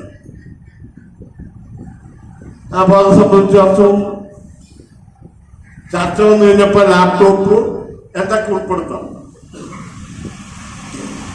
ഈ റാക്കൊക്കെ വന്നു കഴിഞ്ഞാൽ പ്രത്യേകത ഇതിന്റെയൊക്കെ ടെൻഡറിങ് നടപടി വളരെ താമസം വരും. കാരണം എന്താ വെച്ചാൽ മറ്റ് ചില ഏജൻസികൾക്ക് കൊടുത്ത്, നൈക്കോലം പോലുള്ള ഏജൻസികൾക്ക് കൊടുത്ത് അവരുടെ എസ്റ്റിമേറ്റ് മേടിച്ച് ടെൻഡറിങ് നടപടി നടത്തുമ്പോഴേക്കും 25 നവംബറിനുള്ളിൽ തീരില്ല. അപ്പൊ പൊതു ചട്ടമൊപ്പം ഞങ്ങൾ പറഞ്ഞു നമുക്ക് ജില്ലയിലെ 27 ഡിവിഷനുകളിലും കോമണായി ഒരു പദ്ധതി എടുക്കാം. അത് ഒന്നുമില്ലെങ്കിൽ മൈക്ക് സെറ്റ് ആക്കാം, അല്ലെങ്കിൽ നമുക്ക് കമ്പ്യൂട്ടർ വാങ്ങിച്ചു കൊടുക്കാം, ലാപ്ടോപ്പ്. ആ നിലയിൽ ലാപ്ടോപ്പും കമ്പ്യൂട്ടറും എന്ന നിലയ്ക്ക് നിജപ്പെടുത്തി നമ്മളെ അപേക്ഷ സ്വീകരിക്കാൻ തീരുമാനിച്ചു. 6 എണ്ണമാണ് 2 വർഷമായി കൊടുക്കാൻ തീരുമാനിച്ചു. 6 ഞാനത് 6 ലൈബ്രറിയും മേടിച്ചു. അതില് ഏറ്റവും ആദ്യം വിളിച്ചു പറഞ്ഞ പ്രദീപിനെയാണ്. ഞങ്ങളെങ്കിലും അടുപ്പുണ്ടാവും. പ്രദീപ് എനിക്ക് ലാപ്ടോപ്പാണ് ഇവിടെ തരാൻ പറഞ്ഞത്. ആ ലാപ്ടോപ്പ് കിട്ടും. അതിന് 6 ലൈബ്രറികൾക്ക് ലാപ്ടോപ്പും മൈസെറ്റ്. 7 ലൈബ്രറികൾക്ക് ലാപ്ടോപ്പും മൈസെറ്റും കൊടുക്കാത്ത ലൈബ്രറികൾക്ക് എണ്ണത്തിന് 50 കസേര എന്നാണ് പറഞ്ഞിട്ടുള്ളത്. ടെൻഡർ ചെയ്ത് വരുമ്പോ എത്ര എണ്ണം കിട്ടുമോ അതനുസരിച്ച് ചിലപ്പോ 1 2 അങ്ങോട്ടൊക്കെ വ്യത്യാസം തരാം. 7 ലൈബ്രറികൾക്ക് അങ്ങനെ കൊടുക്കും. അപ്പോ എന്റെ ഡിവിഷനിലെ 13 ലൈബ്രറികളിൽ ചെറിയ തോതിലാണെങ്കിൽ ഇതൊന്നും വലിയ തോതിലുള്ള സഹായം ഒന്നും തരാൻ മാറ്റപ്പെടുന്നില്ല. സഹായിക്കാനുള്ള സമീപനം സ്വീകരിച്ചിട്ടുണ്ട്. ഇത് ഇവിടെ പറയുന്നതാണെന്നൊക്കെ നമ്മുടെ എന്ന് പറയുന്നത് പൊതുസമൂഹത്തിന്റെ വളർച്ചയ്ക്ക് വേണ്ടിയുള്ളതാണ് എന്ന ധാരണയിൽ നമുക്കിതിന്റെ പ്രവർത്തനങ്ങൾ നടത്തി തീർക്കാൻ എല്ലാവിധത്തിലുള്ള സഹായവും ജില്ലാ പഞ്ചായത്ത് അംഗം എന്ന നിലയ്ക്ക് എന്നിൽ ഉണ്ടാകും എന്ന് ഈ സന്ദർഭത്തിൽ അറിയിച്ചുകൊണ്ട്, എന്നെ ശ്രമിച്ച നിങ്ങളോടുള്ള നന്ദി അറിയിച്ചുകൊണ്ട്, എല്ലാവിധ ഭാവങ്ങളും നേർന്നുകൊണ്ട് ഞാൻ എന്റെ വാക്ക് ഉപസംഹരിക്കുന്നു. നന്ദി, നമസ്കാരം. കൃഷ്ണപിള്ളയെ കുറിച്ച് സംസാരിക്കാൻ, പ്രത്യേകിച്ച് കുഞ്ഞിപ്പുഴ കൃഷ്ണപിള്ളയുടെ സമകാലീനായിട്ടുള്ള സമസ്താന്റെ മുമ്പിൽ സംസാരിക്കുന്നതിനുള്ള ഒരു അനൗചിത്യം തിരിച്ചറിഞ്ഞതുകൊണ്ട് തന്നെ കുഞ്ഞിപ്പുഴയുടെ ജീവിതത്തിൽ നിന്നും അദ്ദേഹത്തെ വളർത്തിയെടുത്ത സാമൂഹ്യ സാഹചര്യങ്ങളെ കുറിച്ചും നമ്മുടെ നാടുമായിട്ട് ബന്ധപ്പെട്ട ചില വസ്തുതകളെ കുറിച്ചുമെല്ലാം വളരെ ലളിതമായി കുറച്ച് കാര്യങ്ങൾ സംസാരിക്കാൻ വേണ്ടിയാണ് ഞാൻ നിങ്ങളുടെ മുമ്പിൽ നിൽക്കുന്നത്. ആദ്യമേ തന്നെ കുറ്റിപ്പുഴയിലെ പുഴ പെരിയാറാണെന്ന് നമുക്ക് എല്ലാവർക്കും അറിയാം. അതിലെ കുറ്റി ആലങ്ങാട് രാജാക്കന്മാര് കുൽസു നായ്ക്കർക്ക് ഒരു അതിർത്തിക്ക് വേണ്ടി അടിച്ചു കൊടുത്ത കുറ്റിയാണ്. പുഴയിൽ നിന്ന് വേർപെട്ട് നിൽക്കുന്ന അല്ലെങ്കിൽ അതിർത്തിയിൽ നിന്ന് പുഴ വരെയുള്ള പ്രദേശം, കുറ്റി മുതൽ പുഴ വരെയുള്ള ഒരു പ്രദേശമാണ് കുറ്റിപ്പുഴയായിട്ട് പിന്നീട് മാറുന്നത്. നമുക്കറിയാം, പല സാഹിത്യകാരന്മാരും അവരുടെ സ്വന്തം നാടിന്റെ പേരിനോട് ചേർക്കുന്നത് സർവ്വസാധാരണമായിട്ട് നാം കണ്ടുവരുന്നൊരു കാര്യമാണ്. അഴീക്കോട് ഭാഷയായാലും ഉള്ളൂരായാലും തകഴിയായാലും തന്നെ അവരുടെ സ്വന്തം പേര് കാലക്രമേണ ഇല്ലാതാവുകയും നാടിന്റെ പേര് അവരുടെ പേരായി മാറുകയും ചെയ്യുന്ന ഒരു പ്രവണത നമ്മൾ കണ്ടിട്ടുണ്ട്. പക്ഷെ ഇവിടെ സംഭവിച്ചൊരു കാര്യം, കുറ്റിപ്പുഴ എന്ന പേര് സ്ഥലനാമം കൃഷ്ണപിള്ള എന്ന സാഹിത്യകാരന്റെ പേരായി മാറിയെങ്കിലും വാസ്തവത്തിൽ ഈ പഞ്ചായത്തിൽ കുറ്റിപ്പുഴ എന്ന പേര് അതിനെ അന്വർത്ഥമാക്കുന്ന ഏതെങ്കിലും ഒരു സ്ഥലം ഈ പഞ്ചായത്തിൽ അടയാളപ്പെടുത്തപ്പെട്ടിട്ടില്ല എന്നതാണ് ഞങ്ങൾക്ക് മനസ്സിലാക്കാൻ കഴിഞ്ഞൊരു സംഗതി. കുറ്റിപ്പുഴ എന്ന പേര് ഇന്ന് നിലനിൽക്കുന്നത് സാഹിത്യ മണ്ഡലത്തിൽ കൃഷ്ണപിള്ള സാറിന്റെ പേരിനോടൊപ്പം മാത്രമാണ്. അല്ലാതെ കുറ്റിപ്പുഴ എന്ന് പറയുന്ന ഒരു സ്ഥലം ഇന്ന് നമ്മുടെ പഞ്ചായത്തിൽ ആ രീതിയിൽ അടയാളപ്പെടുത്തപ്പെട്ടിട്ടില്ല എന്നാണ് ഞങ്ങളുടെ ചെറിയൊരു അന്വേഷണത്തിൽ നമുക്ക് മനസ്സിലാക്കാൻ സാധിച്ചത്. ആ കുറ്റിപ്പുഴ എന്ന സാഹിത്യകാരന്റെ പേരും വിസ്മൃതിയിൽ ആണ്ടുപോകുന്ന ഒരു കാലഘട്ടത്തിലാണ് ഈ ലൈബ്രറിയുടെ നേതൃത്വത്തിൽ അദ്ദേഹത്തിനെ അനുസ്മരിക്കുവാൻ ഒരു പദ്ധതി, 1 വർഷം നീണ്ടു നിൽക്കുന്ന ഒരു പദ്ധതി തയ്യാറാക്കുകയും വിവിധ തരത്തിലുള്ള അനുസ്മരണ സമ്മേളനങ്ങൾ നമ്മൾ സംഘടിപ്പിക്കുകയും ചെയ്തുകൊണ്ടിരിക്കുന്നത്. ചരിത്രത്തിന്റെ ഒരു പൊതു സ്വഭാവം, കുറെ കാലത്തേക്ക് അദ്ദേഹം ചില വ്യക്തിത്വങ്ങളെ ചരിത്രം വെല്ലുവിളിച്ചതിൽ നിർത്തും. അതോടൊപ്പം തന്നെ കുറെ വ്യക്തിത്വങ്ങളെ തമസ്കരിക്കുകയും ചെയ്യും. അതുപോലെയുള്ള ഒരു ദുര്യോഗം കുറ്റിപ്പുഴ കൃഷ്ണപിള്ള സാറിന് സംഭവിച്ചിട്ടുണ്ട്. കുറ്റിപ്പുഴ കൃഷ്ണപിള്ള സാറ് കേരളത്തിന്റെ സാഹിത്യ മണ്ഡലത്തിൽ ഒരു വിചാര വിപ്ലവത്തിന് തിരികൊളുത്തിയ ആ മഹാമനീഷി ഒട്ടേറെ കാലം ചരിത്രത്തിന്റെ വെള്ളി വെളിച്ചത്തിൽ തിളങ്ങി നിന്നു. പക്ഷെ ഒരിടവേള അദ്ദേഹം വിസ്മൃതിയുടെ സുഷുപ്തിയിൽ ആണ്ടുപോയി. ഞാൻ ഈ കുറ്റിപ്പുഴയെ കുറിച്ചുള്ള കാര്യങ്ങൾ വായിച്ചുകൊണ്ടിരുന്നപ്പോ എന്റെ മനസ്സിലേക്ക് ഇതേപോലെ നമ്മുടെ ഈ പെരിയാറിന്റെ തൊട്ടപ്പുറത്തെ കരയില് ഇങ്ങനെ വിസ്മൃതിയിലാണ്ട് നിൽക്കുന്ന അതീവ പ്രാധാന്യമുള്ള ഒരു വ്യക്തിയുണ്ട്. നിങ്ങൾ ഇന്ന് ചെല്ലുമ്പോ അവിടെ കാണുന്ന വെളിയത്തിനാട് ലിഫ്റ്റ് ഇറിഗേഷൻ പദ്ധതിക്ക് തുടക്കം കുറിച്ച ഇന്ത്യയുടെ ഭരണഘടനാ നിയമനിർമ്മാണ സഭയിൽ അംഗമായ VC അഹമ്മദ് ഉണ്ണി എന്ന പ്രധാനപ്പെട്ട ഒരു വ്യക്തിത്വം ഈ പുഴയുടെ അപ്പുറം വിസ്മൃതിയിലാണ്ട് കിടക്കുന്നുണ്ട്. അദ്ദേഹം നിസ്സാരക്കാരനല്ല. നിങ്ങൾ ഗൂഗിൾ മാപ്പിൽ സെർച്ച് ചെയ്യുമ്പോൾ നിങ്ങൾ കാണുന്നു VC അഹമ്മദ് ഉണ്ണി റോഡ്. ആരാണ് ഈ VC അഹമ്മദ് ഉണ്ണി? ഇന്ത്യയുടെ ഭരണഘടനാ നിയമനിർമ്മാണ സഭയില് ഭരണഘടനയൊക്കെ എഴുതി ഒപ്പിട്ടതിന് ശേഷം അംഗമായി വരികയും അദ്ദേഹത്തിൻ്റെതായ തനതായ സംഭാവനകൾ നൽകിയ പ്രമുഖ വ്യക്തിത്വമാണ് VC അഹമ്മദ് ഉണ്ണി. അദ്ദേഹവും കുറ്റിപ്പുഴയെ പോലെ പതുക്കെ പതുക്കെ വിസ്മരിക്കപ്പെട്ട് ഈ തലമുറയ്ക്ക് അന്യമായി കൊണ്ടിരിക്കുന്ന ഒരു വ്യക്തിത്വമാണ് ഞാൻ പറഞ്ഞ VC അഹമ്മദ് ഉണ്ണി. അദ്ദേഹത്തിന്റെ സംഭാവനയായിട്ട് നിങ്ങൾ അവിടേക്ക് ചെല്ലുമ്പോൾ കാണുന്ന ലിഫ്റ്റ് ഇറിഗേഷൻ പദ്ധതി ഉദ്ഘാടനം ചെയ്തത് ആരെന്നറിഞ്ഞാൽ, ആ ചരിത്രവും കൂടി അറിഞ്ഞാലാണ് നമ്മുടെ പ്രദേശത്തിന്റെ പ്രാധാന്യം കുറച്ചുകൂടി ബോധ്യമാവുകയുള്ളൂ. സാക്ഷാൽ തിരുവിതാംകൂർ രാജാവായിട്ടുള്ള സാക്ഷാൽ ചിത്തിര തിരുനാൾ മഹാരാജാവ്, അന്നത്തെ തിരുവിതാംകൂറിലെ പ്രധാനപ്പെട്ട രാഷ്ട്രീയ നേതാവ് C കേശവൻ, TM വർഗീസ്, പട്ടംതാണുപിള്ള, ഇത്രയും മഹാരഥന്മാർ കാൽനടയായി വന്ന് ഉദ്ഘാടനം ചെയ്ത ലിഫ്റ്റ് ഇറിഗേഷൻ പദ്ധതിക്ക് സമീപമാണ് ഞാൻ ഇന്ന് നിങ്ങളോട് കുറ്റിപ്പുഴയെ കുറിച്ച് സംസാരിക്കുന്നത്. അപ്പൊ ചരിത്രത്തിൽ വിസ്മൃതമായി കൊണ്ടിരിക്കുന്ന മഹത് വ്യക്തിത്വങ്ങളെ തിരിച്ചു പിടിക്കാനുള്ള നമ്മുടെ ഇത്തരത്തിലുള്ള ശ്രമങ്ങൾ എത്രയും അതീവ പ്രാധാന്യമുള്ളതാണെന്ന് ഞാൻ ഒരിക്കൽ കൂടി ഓർമ്മിപ്പിക്കട്ടെ. അതോടൊപ്പം തന്നെ ഞാനൊരു ചരിത്രാധ്യാപകരാണ്. എനിക്ക് ഈ ചരിത്രത്തെ കുറിച്ചുള്ള ഗവേഷണം താല്പര്യമുള്ളത് കൊണ്ട് ഈ പ്രദേശത്തിന് എങ്ങനെ ഈ പേര് വന്നു എന്ന് ഞാൻ ആലോചിച്ചു.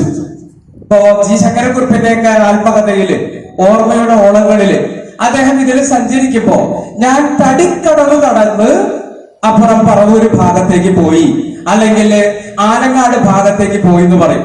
ഈ മലയാറ്റൂർ ഭാഗത്തു നിന്നൊക്കെ തടി വെട്ടി പെരിയാറിലൂടെ ഒഴുക്കിക്കൊണ്ടുവന്ന് ഈ പ്രദേശം ഒരു തടി വ്യാപാരത്തിന്റെ കേന്ദ്രം, ഒരു തടി കച്ചവടത്തിന്റെ കേന്ദ്രം, ക്രമേണ ആ ഒരു കച്ചവടത്തിൽ നിന്ന് തടിക്കടവ് ആയി മാറുകയും പിന്നീട് ആൾക്കാർ വിളിച്ചതിനെ തടിക്കക്കടവായിട്ട് മാറുകയും ചെയ്യുകയാണ് ഉണ്ടായത്. അപ്പൊ അങ്ങനെ ചരിത്രം എന്ന് പറയുന്നത് വെറും പുസ്തകങ്ങളിൽ വായിക്കുന്ന ഒന്നല്ല, അത് നമ്മളോടൊപ്പം സഞ്ചരിക്കുന്ന ഒന്നാണ്. ആ ഒരു ചരിത്ര ബോധമാണ് ഇന്ന് നമ്മളെ നയിക്കേണ്ടത് എന്ന് ഞാൻ ആമുഖമായിട്ട് പറയട്ടെ. കുറ്റിപ്പുഴ വിസ്മരിക്കപ്പെട്ട ഒരു വ്യക്തിത്വമാണ്. എന്തുകൊണ്ട് കുറ്റിപ്പുഴ നമ്മുടെ നാട്ടിൽ വിസ്മരിച്ചു എന്ന് ഞാൻ ആലോചിച്ചു. കുറ്റിപ്പുഴ എന്തുകൊണ്ട് നമ്മുടെ നാട്ടിൽ വിസ്മരിക്കപ്പെട്ടു? അതിന് ഏറ്റവും പ്രധാനപ്പെട്ട ഒരു കാര്യമായിട്ട് ഞാൻ കണ്ടത്, സമദവർഷക സൂചിപ്പിച്ചതുപോലെ തന്നെ യുക്തിവാദി, ഈശ്വര വിശ്വാസമില്ലാത്തവൻ, അദ്ദേഹത്തിന്റെ കൃതിയായിട്ടുള്ള വിചാര വിപ്ലവം കയ്യിൽ വെച്ചാൽ ഈശ്വര കോപം ഉണ്ടാവുമെന്ന് ചിന്തിച്ചിരുന്ന ഒരു ജനത ഇവിടെ ജീവിച്ചിരുന്നു. അതുകൊണ്ട് നാട്ടുകാർ അദ്ദേഹത്തെ സൗകര്യപൂർവ്വം മാറ്റി നിർത്തി. പിന്നീട് എന്തുകൊണ്ട് അദ്ദേഹം സാഹിത്യ മണ്ഡലത്തിൽ വിസ്മരിക്കപ്പെട്ടു? സാഹിത്യ മണ്ഡലത്തിൽ അദ്ദേഹം വിസ്മരിക്കപ്പെടാനുള്ള ഒരു കാരണം, ഓരോ തലമുറയും പുതിയ എഴുത്തുകാരെയാണ് നെഞ്ചിലേറ്റുന്നത്. ഇപ്പൊ ഈ 2 തലമുറകൾക്ക് മുമ്പ് നമുക്ക് കേരളവലമ, വലിയ കോയിത്തമ്പുരാൻ, അതോടൊപ്പം തന്നെ ഉള്ളൂര്, അപ്പൻ തമ്പുരാൻ, ആ ഒരു തലമുറയെ മാറ്റിയിട്ടാണ് നമ്മൾ ഈ പറയുന്ന കുറ്റിപ്പുഴ, കേശവദേവ്, ബഷീർ ഒരു പുതിയ തലമുറയെ നെഞ്ചേറ്റുന്നു. ആ പുതിയ തലമുറയെ മാറ്റി മറ്റൊരു തലമുറ വരുമ്പോ ഇപ്പോ M മുകുന്ദനെ പോലെയുള്ള പുതിയ തലമുറ വരുമ്പോ പഴയ എഴുത്തുകാരെ മാറ്റുന്നു. അങ്ങനെയുള്ളൊരു മാറ്റലിന് കുറ്റിപ്പുഴയിൽ വിധേയമായിട്ടുണ്ട്. കുറ്റിപ്പുഴയുടെ ഒരു കാലഘട്ടത്തിലേക്ക് പിന്തള്ളി പുതിയ തലമുറയിലെ വായനയില് അദ്ദേഹത്തിന്റെ ഗഹനമായ ചിന്തകൾക്ക് അത്ര ആഴം വന്നിട്ടില്ല, അല്ലെങ്കിൽ പേരോട്ടം സിദ്ധിച്ചിട്ടില്ല എന്നുള്ളൊരു വസ്തുത സാഹിത്യ മണ്ഡലത്തിൽ അദ്ദേഹത്തെ മാറ്റി നിർത്തിയ ഒരു കാരണമാണ്. പിന്നീട് കേരളത്തിന്റെ പൊതുമണ്ഡലത്തിൽ അദ്ദേഹം എന്തുകൊണ്ട് വിസ്മരിക്കപ്പെട്ടു എന്നുള്ളതിന് KK കൊച്ചിന്റെ ഒരു നിരീക്ഷണം വളരെ ശ്രദ്ധേയമായിട്ട് എനിക്ക് തോന്നി.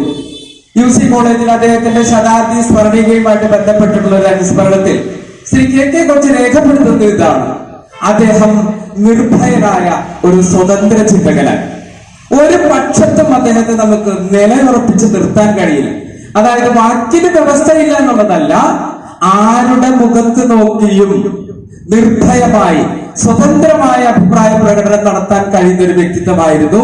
അതുകൊണ്ട് തന്നെ ഏതെങ്കിലും ഒരു പ്രസ്ഥാനത്തിന്റെ കൂടെ അവസാനം വരെ നിൽക്കാനോ, ആ പ്രസ്ഥാനത്തിനോട് ചേർന്ന് പരക്കെ അറിയപ്പെടാനോ, ആ പ്രസ്ഥാനത്തിനെ പിൻപറ്റി എന്തെങ്കിലും ആനുകൂല്യങ്ങൾ നേടാനോ ഒരിക്കൽ പോലും കുറ്റിപ്പുഴ ശ്രമിച്ചിട്ടില്ല. അദ്ദേഹം പുത്തേഴത്ത് രാമൻ മേനോനൊക്കെ പറയുന്നത് പോലെ ഒരു ചേരി ചേരാ നയതന്ത്രജ്ഞൻ, ഒരു ചേരിയിലും അദ്ദേഹം പെട്ടിട്ടില്ല. അതുകൊണ്ട് ഈ 3 കാരണങ്ങൾ കൊണ്ട് തന്നെ അദ്ദേഹം കേരളത്തിന്റെ സാമൂഹ്യ രംഗത്ത്, സാംസ്കാരിക രംഗത്ത് അദ്ദേഹം ചർച്ച ചെയ്യപ്പെട്ടിട്ടില്ല.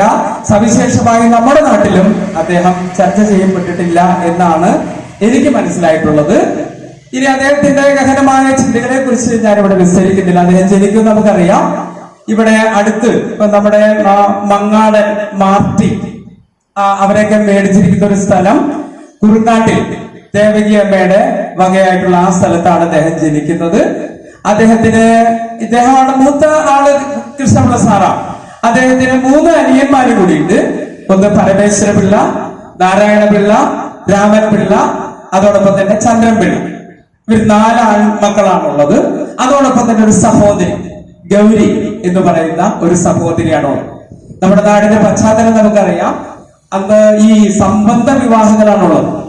നമ്പൂതിരി നായർ കുടുംബത്തിൽ നിന്ന് വിവാഹമല്ല, ഒരു ബന്ധം സ്ഥാപിക്കുന്നു നായർ സ്ത്രീയുമായിട്ട്.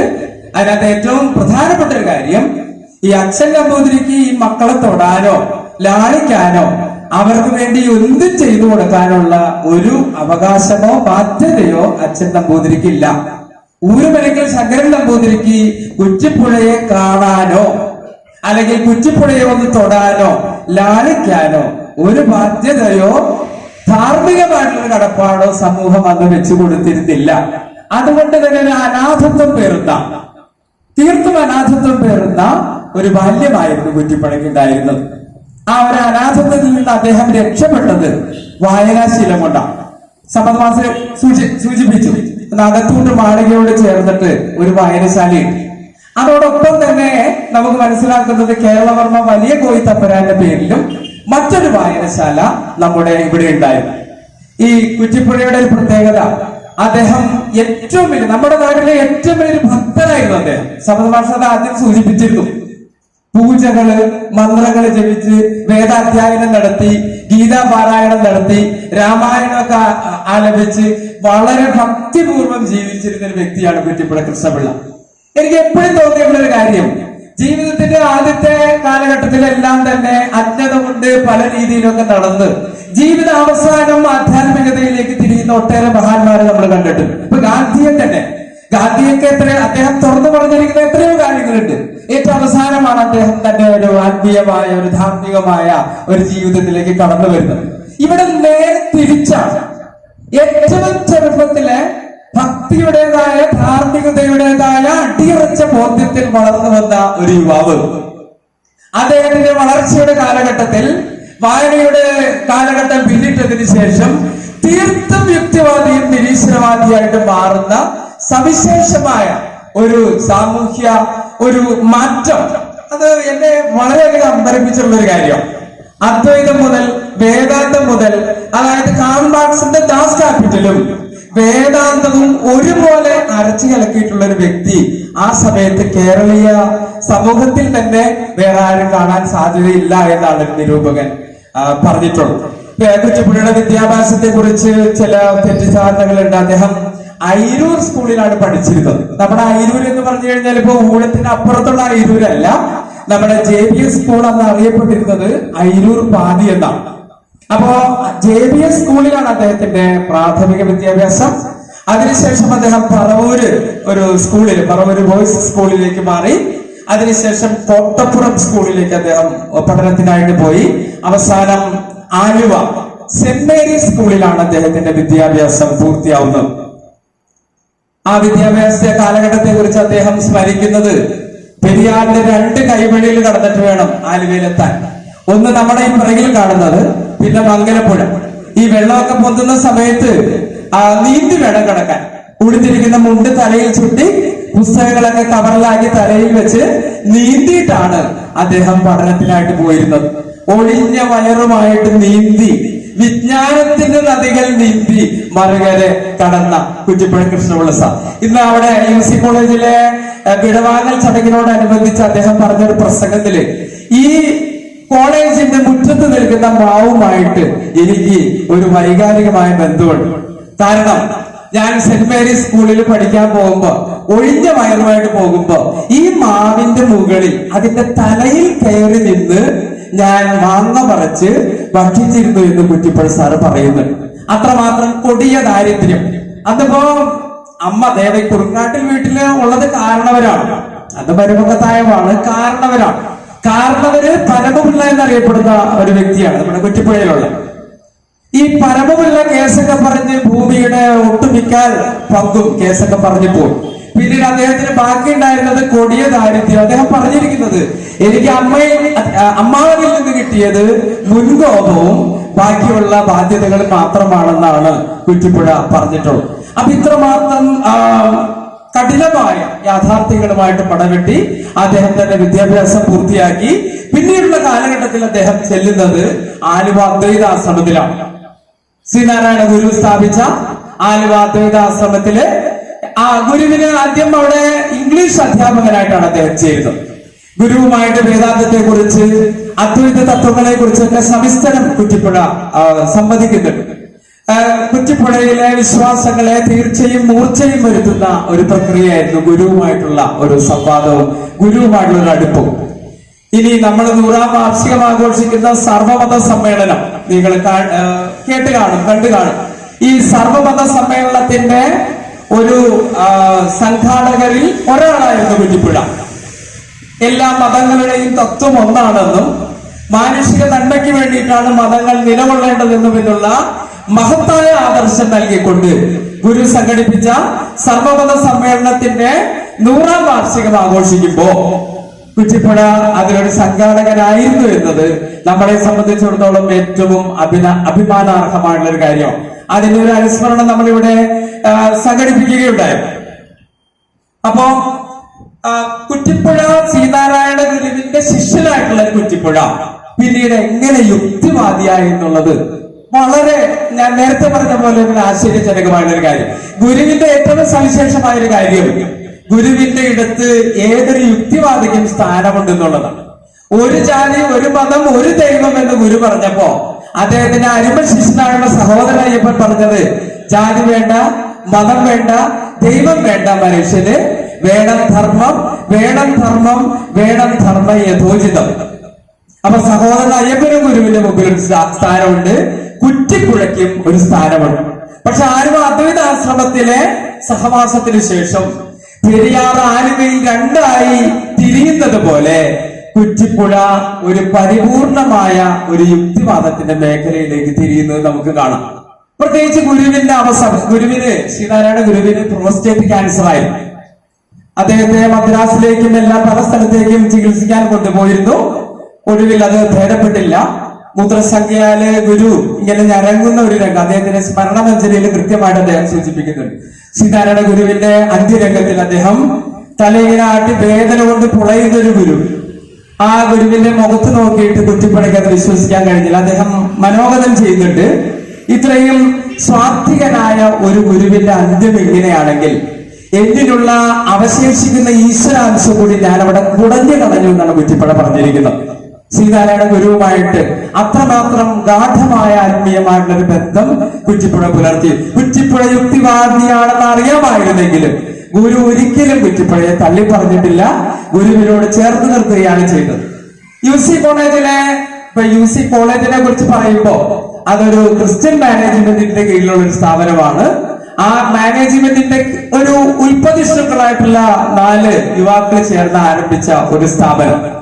ആ സ്ഥാപനത്തിൽ നിന്നുകൊണ്ടാണ് കുറ്റിപ്പുഴയുടെ ഏറ്റവും ആദ്യത്തെ, നേരത്തെ പറഞ്ഞതുപോലെ കേരളത്തിന്റെ വിചാരമണ്ഡലത്തിൽ ഒരു തീ കൊരിയിട്ട, കേരളത്തെ മൊത്തം ഇളക്കി മറിച്ച വിചാര വിപ്ലവം എന്ന കൃതി എഴുതുന്നത് UC കോളേജ് പോലെയുള്ള ഒരു മതസ്ഥാപനം മേധാവിത്വം വഹിക്കുന്ന അതിന് മേൽനോട്ടത്തിലുള്ള ഒരു സ്ഥാപനത്തിൽ വെച്ചിട്ടാണ് ഈ കൃതി എഴുതപ്പെടുന്നത്.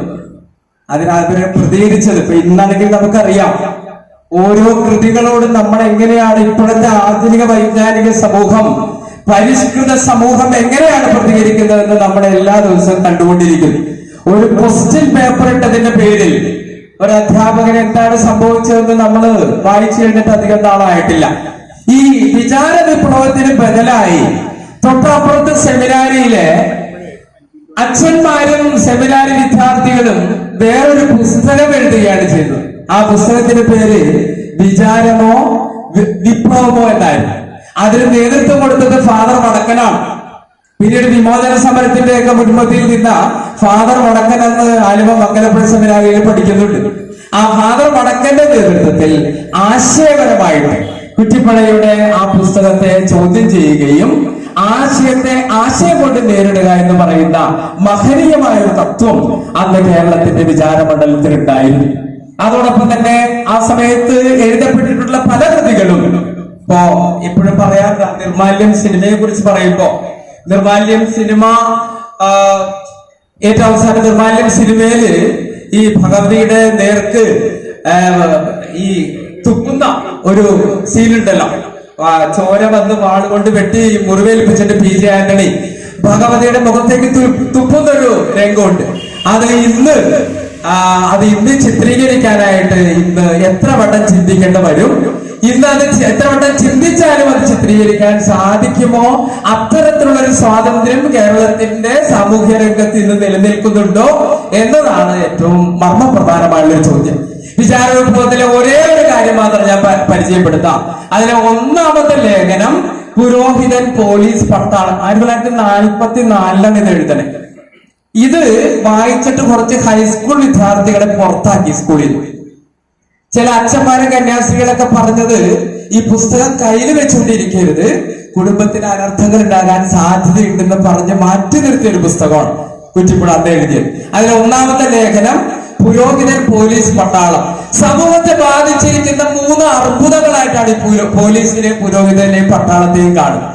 അതായത് പുരോഹിതൻ മനുഷ്യ മനസ്സുകളെ ഒന്ന് നിയന്ത്രിക്കുന്ന ഒരു പോലീസിംഗ് ഫോഴ്സ് ആയിട്ട് പ്രവർത്തിക്കുന്ന ഒരാളാണ് പുരോഹിതൻ.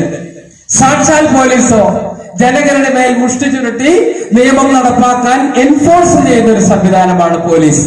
പട്ടാളം എന്താണ്? മറ്റു രാജ്യങ്ങളെ നിലയ്ക്ക് നിർത്താൻ ആക്രമിച്ചും കീഴടക്കിയും വെട്ടിപ്പിടിച്ചും മറ്റു രാജ്യങ്ങളെ നിലയ്ക്ക് നിർത്താനോ കീഴടക്കാനോ ശ്രമിക്കുന്ന പട്ടാളം. ഈ 3ഉം അനിവാര്യമായ ദോഷങ്ങളാണെന്നാണ് കുറ്റിപ്പുഴ പറയുന്നത്. ഇതൊന്നും മനുഷ്യരെ സംസ്കാരചിത്തനാക്കാൻ പോകുന്നതല്ല. കാരണം എന്താ? നമ്മള് ഹെൽമെറ്റ് വെച്ച് സഞ്ചരിക്കുന്നത് നമ്മുടെ തലയെ സംരക്ഷിക്കാൻ വേണ്ടി മാത്രമല്ല, പോലീസ് പിടിക്കുമെന്നുള്ള പേടി കൊണ്ടാണ്. ഒരു രാജ്യം മറ്റൊരു രാജ്യത്തെ ആക്രമിക്കാത്തത് അല്ലെങ്കിൽ ഇന്നും ആക്രമിച്ചു കൊണ്ടിരിക്കുന്നത് പട്ടാളം കൊണ്ടാണ്. ഇതെല്ലാം ഈ 3ഉം അനിവാര്യമായ ദോഷങ്ങളാണ്. പിന്നെ എങ്ങനെയാണ് മാറ്റം വരുത്തേണ്ടത്? ചെറുപ്പത്തിലെ മനുഷ്യ മനസ്സുകളിലാണ് മാറ്റം വരുത്തേണ്ടത്. മനുഷ്യ മനസ്സിൽ സ്വാതന്ത്ര്യത്തിന്റെയും സഹിഷ്ണുതയുടെയും സഹവർത്തിത്വത്തിന്റെയും മൂല്യങ്ങൾ ചെറുപ്പത്തിലെ പകർന്നു കൊടുക്കുകൊണ്ടാവണം മനുഷ്യ മനസ്സുകളെ മാറ്റേണ്ടത്. അല്ലാതെ പുരോഹിതനെ നിർത്തിയിട്ടോ. പുരോഹിതൻ എന്താണ് ചെയ്യുന്നത്? പുരോഹിതൻ ചെയ്യുന്നതിന് ഇടനിലക്കാരനായിട്ട് നിന്ന് പണം വാങ്ങുന്നു, പണം സമ്പാദിക്കുന്നു. പോലീസ് എന്താണ് ചെയ്യുന്നത്? ഒരു മർദ്ദനോപാധിയായിട്ട് പ്രവർത്തിക്കും. ഇതൊന്നും നമ്മുടെ മനസ്സിനെ സംസ്കാരചിത്തനാക്കാൻ പോകുന്നതല്ല. ആദ്യം മാറ്റം വേണ്ടത് മനസ്സിലാണ് മാറ്റം വരേണ്ടത്. 44 ഇത് എഴുതുന്നതെന്ന് ആലോചിക്കും. ഇന്ന് പോലും കുറ്റിപ്പുഴയുടെ ഓരോ ലേഖനങ്ങളെയും ഞാൻ പരിചയപ്പെടുത്തുമ്പോ, ഞാൻ ആ ഗ്രൂപ്പിൽ എഴുതുമ്പോ പലവട്ടം ഞാൻ ചിന്തിക്കാറുണ്ട്. പലവട്ടം ഇത് എഴുതണോ വേണ്ടിയോ? 44 അദ്ദേഹം എഴുതിയ കാര്യങ്ങൾ ഇന്ന് എഴുതാൻ എനിക്ക് മടി തോന്നുമ്പോ അദ്ദേഹത്തിന്റെ ആ ഒരു നിർഭയത്വം, അതിനു മുമ്പിൽ നമസ്കരിക്കാതെ നമുക്ക് മാർഗമില്ല. അതോടൊപ്പം തന്നെ അദ്ദേഹം ഒരു സ്ത്രീ വിരോധി ആയിരുന്നു എന്നൊക്കെ പറയും. പക്ഷെ അതില് സ്ത്രീകളുടെ ഭാരതത്തെ കുറിച്ച് ഏറ്റവും കൂടുതൽ പറഞ്ഞിട്ടുള്ള ഒരാളാണ് കുറ്റിപ്പുഴ കൃഷ്ണപിള്ള സാർ. സ്ത്രീകൾ മുന്നോട്ട് വരണം, സ്ത്രീ പുരുഷന്റെ അടിമയല്ല, അവിവാഹിതയായ സ്ത്രീ അവരുടെ വീട്ടിലെ അടിമയും വിവാഹിതയായ സ്ത്രീ ഭർത്താവിന്റെ ആജീവനാന്ത അടിമയുമല്ല എന്ന് സധൈര്യം പ്രഖ്യാപിച്ച ഒരാളാണ് കുറ്റിപ്പുഴ. കുറ്റിപ്പുഴ സ്ത്രീ സ്വാതന്ത്ര്യത്തിന് വേണ്ടി നിലകൊണ്ടപ്പോ അദ്ദേഹം ആദ്യം പറഞ്ഞത് സ്ത്രീകളുടെ സാമ്പത്തിക സ്വാതന്ത്ര്യം ആദ്യമേ വരണം, സ്വന്തം കാലിൽ നിൽക്കാൻ സ്ത്രീകൾ തയ്യാറാവണം, എന്നാൽ മാത്രമേ സ്ത്രീ പുരുഷ സമത്വത്തിന് ഒരു മുന്നോടിയാവുകയുള്ളൂ എന്നാണ് കുറ്റിപ്പുഴ പറഞ്ഞത്. ഇപ്പൊ നമ്മുടെ സുനിൽ മാഷൊക്കെ പറയുന്നത് മാതിരി ഞാനിപ്പോ ഇവിടുന്ന് പ്രസംഗിക്കും, ഞാനിവിടുന്ന് പ്രസംഗിച്ചിട്ട് പോകും. പ്രസംഗിച്ചിട്ട് പോയി ചെരുപ്പൂരി വീട്ടിലേക്ക് കയറുന്നതോടുകൂടി എന്നിലെ പുരുഷ മേധാവിത്വം ക്രമേണ ഉണരും. ഞാൻ ഒരു ഭാര്യയോട് സോഷ്യലിസ്റ്റ് റഷ്യയെ കുറിച്ചിട്ടാണ് അദ്ദേഹം പറയുന്ന ഒരു നിരീക്ഷണം എനിക്ക് എത്രയോ ആകർഷകമായിട്ട് തോന്നി. രണ്ടാം ലോക മഹായുദ്ധത്തില് ദൈവവിശ്വാസമുള്ള എല്ലാ രാഷ്ട്രങ്ങളും ഹിറ്റ്ലർക്ക് മുമ്പിൽ പരാജയപ്പെട്ട് തൊഴുത് നമസ്കരിച്ചപ്പോ ഒരു ദൈവവിശ്വാസമില്ലാത്ത റഷ്യയുടെ പട്ടാളത്തിന് മുമ്പിലാണ് ഹിറ്റ്ലർ അടിയറവ് പറഞ്ഞത്. രണ്ടാം ലോക മഹായുദ്ധത്തിൽ ദൈവവിശ്വാസമുള്ള എല്ലാ രാജ്യങ്ങളും ഒന്നടങ്കം പരാജയപ്പെട്ടപ്പോ ദൈവവിശ്വാസമില്ല എന്ന് പറഞ്ഞിരുന്ന റഷ്യയുടെ സ്റ്റാലിന്റെ സൈന്യത്തിന് മുമ്പിലാണ് ഹിറ്റ്ലർ അടിയറവ് പറഞ്ഞത്. ഹിറ്റ്ലർ അത്ര നിസ്സാരക്കാരനല്ല. 60 ലക്ഷം യഹൂദരെ, വംശീയ വിദ്വേഷത്തിന്റെ പേരിൽ 60 ലക്ഷം യഹൂദരെ കൊന്നൊടുക്കിയ ആളാണ് ഈ ഹിറ്റ്ലർ. വേട്ടയാടപ്പെട്ട യഹൂദര് ഇന്ന് ചെയ്യുന്നത് എന്താണെന്ന് നമുക്ക് പത്രത്തിൽ കാണാം.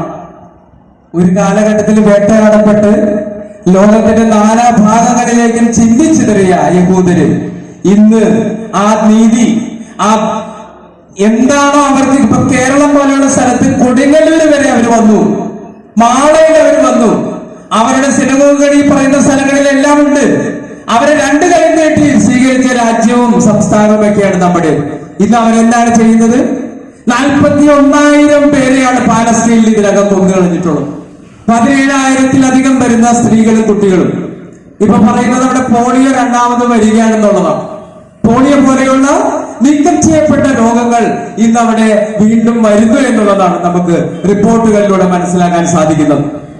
അപ്പോ മതം എത്രമാത്രം, വംശീയത എത്രമാത്രം മനുഷ്യനെ ദുഷിപ്പിക്കും എന്നുള്ളത് ഏറ്റവും കൂടുതൽ ദീർഘവീക്ഷണത്തോടുകൂടി പ്രവചിച്ച ഒരാൾ കൂടിയാണ് കുറ്റിപ്പുഴ. ശാസ്ത്രീയ മനോഭാവം എന്നേക്കും നിലനിർത്തിയ ഒരാളാണ് കുറ്റിപ്പുഴ. അദ്ദേഹത്തെ സ്വാധീനിച്ച ഏറ്റവും പ്രധാനപ്പെട്ട ഒരു ഗ്രന്ഥമാണ് ഡാർവിന്റെ പരിണാമ സിദ്ധാന്തം.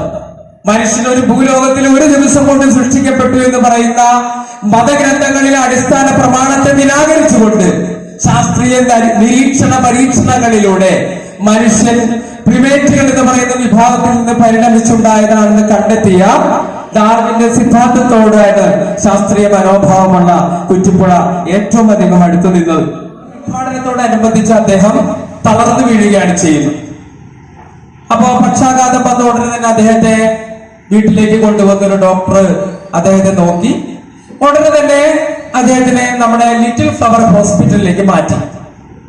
ലിറ്റിൽ ഫ്ലവർ ഹോസ്പിറ്റലിൽ അന്നത്തെ പ്രശസ്ത ഡോക്ടറായിട്ടുള്ള ഈപ്പൻ ഡോക്ടറാണ് അദ്ദേഹത്തെ ചികിത്സിച്ചത്. അപ്പോ ഇതിനകത്തൊരു തലച്ചോറില് ബ്ലഡ് ക്ലോട്ട് ആവുന്ന ഒരു അസുഖമാണ് കുറ്റിപ്പുഴ സാറിന് അന്ന് വന്നത്. ഈ കാലഘട്ടം മുഴുവൻ മതത്തെയും ദൈവത്തെയും നിശിതമായിട്ട് വിമർശിച്ച കുറ്റിപ്പുഴയുടെ അന്ത്യരംഗം ഒരു സഭാ സ്ഥാപനത്തിൽ ലിറ്റിൽ ഫ്ലവർ ഹോസ്പിറ്റലിൽ കന്യാസ്ത്രീകളുടെയും പുരോഹിതന്മാരുടെയും ആശീർവാദത്തിലാണ് അദ്ദേഹത്തിന്റെ ചികിത്സകളൊക്കെ ആശീർവാദം എന്ന് ഞാൻ ആലങ്കാരികമായിട്ട് പറഞ്ഞതാ.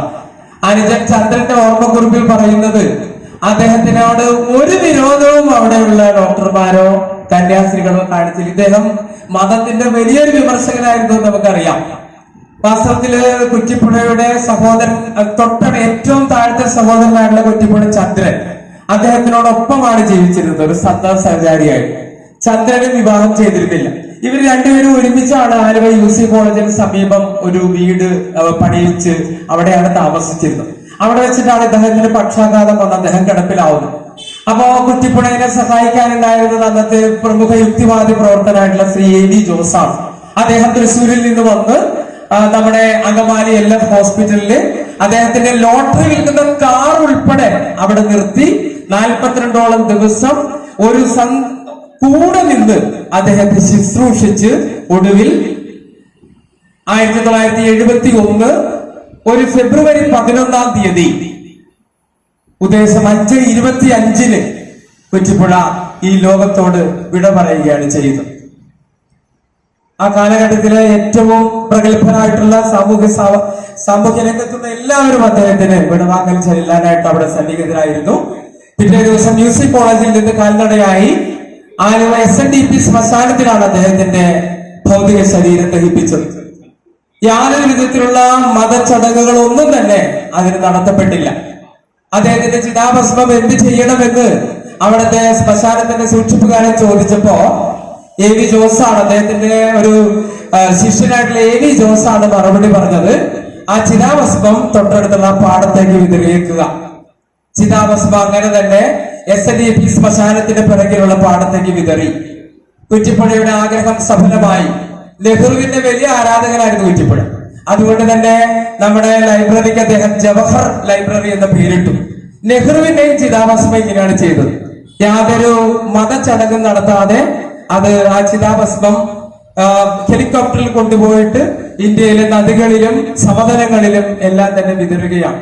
അങ്ങനെ തന്റെ ആരാധ്യ പുരുഷന്റെ മരണാനന്തര ക്രിയകൾ പോലെ തന്നെ കുറ്റിപ്പുഴയുടെയും ചിതാഭസ്മം യാതൊരു മതചടങ്ങുകളും കൂടാതെ SNDP ശ്മശാനത്തിന് പിറകിലേക്ക് വിതറി.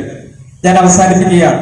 പലപ്പോഴും UC കോളേജിൽ നിന്ന് അദ്ദേഹം പെൻഷൻ പറ്റിയതിനു ശേഷം ഞാൻ പറഞ്ഞു കേട്ടിട്ടുള്ളത് ഒരു കസേര അവിടെ ഒളിച്ചിടുമായിരുന്നു. ആ കസേരയിൽ ആരും ഇരിക്കാറില്ല. പുതിയതായിട്ട് ഏത് അധ്യാപകൻ വന്നാലും ആ കസേരയിൽ ഇരിക്കാറില്ല. ആ കസേര അവിടെ ഇന്നും ഒഴിഞ്ഞു കിടക്കുമായിരുന്നു. ആ കസേര ഇന്നും ഒഴിഞ്ഞു കിടക്കുന്നതായിട്ട് എനിക്ക് തോന്നുന്നു. സ്വതന്ത്രമായിട്ട് ചിന്തിക്കുന്ന, നിർഭയമായിട്ട് വിമർശനം ഉന്നയിക്കുന്ന, ഒരു പക്ഷത്തിലും ചേരാതെ എല്ലാവരെയും ഒരുപോലെ കാണുന്ന ഒരു വിമർശകന്റെ, ഒരു നിരൂപകന്റെ, ഒരു മനുഷ്യസ്നേഹിയുടെ, ഒരു യുക്തിവാദിയുടെ, ഒരു സ്വതന്ത്ര ചിന്തകന്റെ കസേര ഇന്നും കേരളത്തിന്റെ സാമൂഹ്യ മണ്ഡലത്തിൽ, രാഷ്ട്രീയ മണ്ഡലത്തിൽ ഒഴിഞ്ഞു കിടക്കുന്ന ആ കസേരയെ നോക്കി വിലപിക്കുന്ന ഒരു സമൂഹത്തെയാണ് ഞാൻ ഇന്നും കാണുന്നത്. ഇത്രയും പറഞ്ഞുകൊണ്ട് ഞാൻ എന്റെ വാക്കുകൾ അവസാനിപ്പിക്കുന്നു. നന്ദി. പ്രസിഡന്റുമായിട്ടുള്ള ശ്രീ VK കൃഷ്ണൻ, നമ്മുടെ ഈ വീട്ടുമുറ്റ സദസ്സ് ഉദ്ഘാടനം ചെയ്ത് സംസാരിച്ച ആദരണീയനായ പ്രൊഫസർ അബ്ദുൽ സാറ്, ഇവിടെ സംസാരിച്ച നമ്മുടെ പ്രിയങ്കരനായ ബ്ലോക്ക് ജില്ലാ പഞ്ചായത്ത് അംഗം ശ്രീ KV രവീന്ദ്രൻ അവർ, മുഖ്യ പ്രഭാഷണം നടത്തി ഇവിടെ സംസാരിച്ച ചങ്ങമനാട് സ്കൂൾ അധ്യാപകൻ കൂടിയായിട്ടുള്ള ശ്രീ ജോബി ഒരുങ്ങി സാറ്, അതുപോലെ തന്നെ ഇവിടെ എത്തിയിട്ടുള്ള ലൈബ്രറി കൗൺസിലിന്റെ താലൂക്ക് സെക്രട്ടറി ശ്രീമതി രമാദേവി, വേദിയിലുള്ള അതുപോലെ സദസ്സിലും വേദിയിലുമുള്ള വിശിഷ്ട വ്യക്തിത്വങ്ങളെ, ഇനിയിപ്പം കൂടുതലായിട്ട് നമുക്ക് സംസാരിച്ച് പോകേണ്ടതായിട്ടില്ല. കാരണം നമുക്ക് ഉപയോഗ സാറിനെ പറ്റിയുള്ള ആ ഒരു എന്തെല്ലാം കാര്യങ്ങളാണ് നമുക്ക് പറഞ്ഞു തരേണ്ടതെന്നെല്ലാം വളരെ വ്യക്തമായിട്ട് തന്നെ അദ്ദേഹത്തോടൊപ്പം സഞ്ചരിച്ച, നമുക്ക് ഉദ്ഘാടനം ചെയ്ത് സംസാരിച്ചപ്പോൾ നമുക്ക് കേൾക്കാൻ സാധിച്ചു. എന്നുണ്ടെങ്കിൽ അദ്ദേഹം ജീവിച്ചിരുന്ന സമയത്ത് ജീവിച്ച ഒരു വ്യക്തി കൂടിയാണ് സാർ. അപ്പൊ അദ്ദേഹത്തിന് എന്തെല്ലാം കാര്യങ്ങൾ കൂടെ ഉണ്ടായിട്ടുള്ള കാര്യങ്ങൾ വരെ ഇവിടെ പ്രൊഫസർ പറഞ്ഞു കഴിഞ്ഞു. അതുകൂടാതെ നമ്മുടെ മുഖ്യ പ്രഭാഷണം നടത്തി ഇവിടെ സംസാരിച്ച ജോബി സാറ് വളരെ വ്യക്തമായിട്ട് ചരിത്രത്തിന്റെ ഏടുകളിൽ നിന്ന് എടുത്തിട്ടുള്ള വാക്കുകളെ ഉദ്ധരിച്ചുകൊണ്ട് തന്നെ കുറ്റിപ്പുഴ കൃഷ്ണപിള്ള സാറെ പറ്റി പറയേണ്ട ആ നല്ല വാക്കുകൾ, നമുക്ക് പറഞ്ഞു തരേണ്ട അറിവുകൾ എല്ലാം ഇവിടെ പറഞ്ഞു. വായനശാലയെ പറ്റി നമ്മൾ പറയുകയാണെങ്കിൽ കുറ്റിപ്പുഴ കൃഷ്ണപിള്ള സാറിന്റെ നാമോദയത്തിൽ അറിയപ്പെടുന്ന ഒരു വായനശാലയാണ് വടക്കടുവാച്ചേരിയിലെ വായനശാല. ആ സാറിന്റെ പേരിൽ രജിസ്റ്റർ ചെയ്തിട്ടുള്ള ആ വായനശാല, ആ സാറിന്റെ ആ അറിവും അല്ലെങ്കിൽ ആ വ്യക്തി ആരാണ് എന്ന് കാണിക്കുന്ന തരത്തിലുള്ള പ്രവർത്തനങ്ങളാണ് നടത്തിക്കൊണ്ടിരിക്കുന്നത്. പേര് ഇട്ടത് എന്തുകൊണ്ടാണെന്ന് ചിന്തിച്ചിട്ടുണ്ടാവും. വായന ലൈബ്രറികൾ മാത്രമല്ല, ലൈബ്രറി വായനക്കാരെ അന്വേഷിച്ച് വരുന്ന പരിപാടിയാണ് വായനാ വസന്തം. വീട്ടുമുറ്റങ്ങളിലേക്ക് വായനയിലേക്ക് കൊണ്ടുവരിക എന്ന ഒരു പ്രൊജക്ടിന്റെ ഭാഗമായിട്ടാണ് വായനാ വസന്തം വീട്ടുമുറ്റത്തേക്ക് വന്നിരിക്കുന്നത്. അതില് ഇവിടെ സാറിന്റെ ജന്മശതാബ്ദി പരിപാടിയുടെ ഭാഗമായിട്ടാണ് വായനാ വസന്തം സംഘടിപ്പിച്ചിട്ടുള്ളത്. പുസ്തകത്തിന്റെ പ്രത്യേകത, പുസ്തകത്തിന്റെ ഒരു ദുർയോഗം എന്ന് പറയാവുന്നത് പരഹസ്തകളും ധനവും. ഒരാളുടെ കയ്യിലേക്ക് പോയി കഴിഞ്ഞാൽ പോയി എന്നൊരു കുഴപ്പം പുസ്തകങ്ങൾക്കുണ്ട്. അത് വരാതെ സൂക്ഷിക്കുക, അത് സംഭവിക്കാതെ സൂക്ഷിക്കേണ്ടത് ലൈബ്രറിയുടെ ചുമതലയാണ്. 5000-6000 പുസ്തകങ്ങളുള്ള ലൈബ്രറി പിന്നീട് പുസ്തകത്തിന്റെ സ്റ്റോക്ക് എടുത്ത് നടക്കുമ്പോൾ 500 പുസ്തകങ്ങളുടെ കുറവ് കാണാറുണ്ട്. അതുകൊണ്ട് നിർബന്ധമായ സ്റ്റോക്ക് എടുത്ത് നടത്തണം എന്ന് പറയാറുണ്ട്. അപ്പോഴാണ് അന്വേഷിക്കുന്നത് പുസ്തകം അവിടെ പോയി. വായിക്കാൻ കൊണ്ടുപോയവര് പതുക്കെ അത് അവരുടെ കസ്റ്റഡിയിൽ വയ്ക്കുകയോ അതല്ലെങ്കിൽ വായന കഴിഞ്ഞ് മറ്റൊരാൾക്ക് വായിക്കാൻ കൊടുക്കുകയോ കിട്ടിയവര് സ്വന്തം ഷെൽഫിലേക്ക് സൂക്ഷിക്കുകയോ ഒക്കെ ചെയ്യും. അങ്ങനെ പുസ്തകങ്ങൾ നഷ്ടപ്പെടും. അത് പല ഹസ്തഗതം ഗതം. അതുകൊണ്ട് പുസ്തകം നമ്മളൊരു കാര്യം ആവശ്യപ്പെടുന്നത് ഇങ്ങനെയുള്ളവരിൽ നിന്ന് എന്നെ രക്ഷിക്കണം. അവിടെ ആദ്യം പറഞ്ഞ പുസ്തകം നമ്മൾ ആദ്യം ആവശ്യപ്പെട്ടത് തൈരാതിരക്ഷ ജലാതിരക്ഷ രക്ഷമാം ശ്രദ്ധബന്ധന എന്നെ. പഴയ കാലത്തൊക്കെ നമ്മൾ ഇന്നത്തെ മാതിരി ഉള്ള അടച്ചുറപ്പുള്ള കെട്ടിടങ്ങളിലെ പുസ്തകങ്ങൾ സൂക്ഷിക്കുക. അപ്പോ ചോർച്ചയൊക്കെ ഉണ്ടാവും, ലൈറ്റ് ഇലക്ട്രിസിറ്റി ഉണ്ടായിരുന്നില്ല. അപ്പൊ തൈലം എണ്ണ കൊണ്ടാണ് വെളിച്ചത്തിന് വേണ്ടി ഉപയോഗിച്ചത്. അപ്പൊ എണ്ണ വീഴാൻ സാധ്യതയുണ്ട്. പിന്നെയോ ഇത് കെട്ടഴിഞ്ഞു പോകും. മര്യാദ സൂക്ഷിച്ചില്ലെങ്കിൽ, കൃത്യമായി സൂക്ഷിച്ചില്ലെങ്കിൽ കെട്ടഴിഞ്ഞു പോകും. ശ്രദ്ധബന്ധനാണ് മാമരക്ഷ. കെട്ടഴിഞ്ഞു പോകാതെ എന്നെ രക്ഷിക്കണം. അക്കൂട്ടത്തില് ഒന്നുകൂടി ആവശ്യപ്പെടാനുണ്ട്. ഇത്തരക്കാരുടെ കയ്യിൽ നിന്ന് കൊണ്ടുപോയാൽ തിരിച്ച് ഏൽപ്പിക്കാത്തവരുടെ അവരിൽ നിന്ന് എന്നെ രക്ഷിക്കണം എന്നുകൂടി ഒരു കൂട്ടിച്ചേർത്ത ഈ പുസ്തകത്തിന്റെ കാര്യത്തിൽ ആവശ്യപ്പെടുന്നുണ്ട്. ഇപ്പോ കുറ്റിപ്പുഴ കൃഷ്ണപിള്ള സ്മാരക ലൈബ്രറി സംബന്ധിച്ച് അടിക്കടി ഗ്രേഡ് കൂടിക്കൊണ്ടിരിക്കുകയാണ് എന്നൊരു സന്തോഷ വാർത്ത. ഗ്രേഡുകളൊന്നും നമുക്ക് ഔദ്യോഗികമായി കണ്ടുപിടിക്കില്ല. എന്തായാലും ഈ കഴിഞ്ഞ 7 വർഷം കൊണ്ട് ഓരോ വർഷത്തെ ഗ്രേഡ് കഴിയുമ്പോഴും ഗ്രേഡ് കൂടിക്കൊണ്ടിരിക്കുന്നത് മറ്റൊന്നുകൊണ്ടുമല്ല, ഈ ലൈബ്രറിയെ കാത്തു സൂക്ഷിക്കുന്ന ഒരു ലക്ഷം ആളുകളുണ്ട്, നാട്ടുകാരുണ്ട്. ഇവരുടെയൊക്കെ ലൈബ്രറി കരുതലാണ് ഇതിന് പ്രധാന കാരണം എന്ന് സന്തോഷപൂർവ്വം പറയാൻ ആഗ്രഹിക്കുകയാണ്. എല്ലാ ഭാവങ്ങളും നേർന്നുകൊണ്ട് വലിയ വേളയിൽ പറയുന്നില്ല. എല്ലാവർക്കും നമസ്കാരം.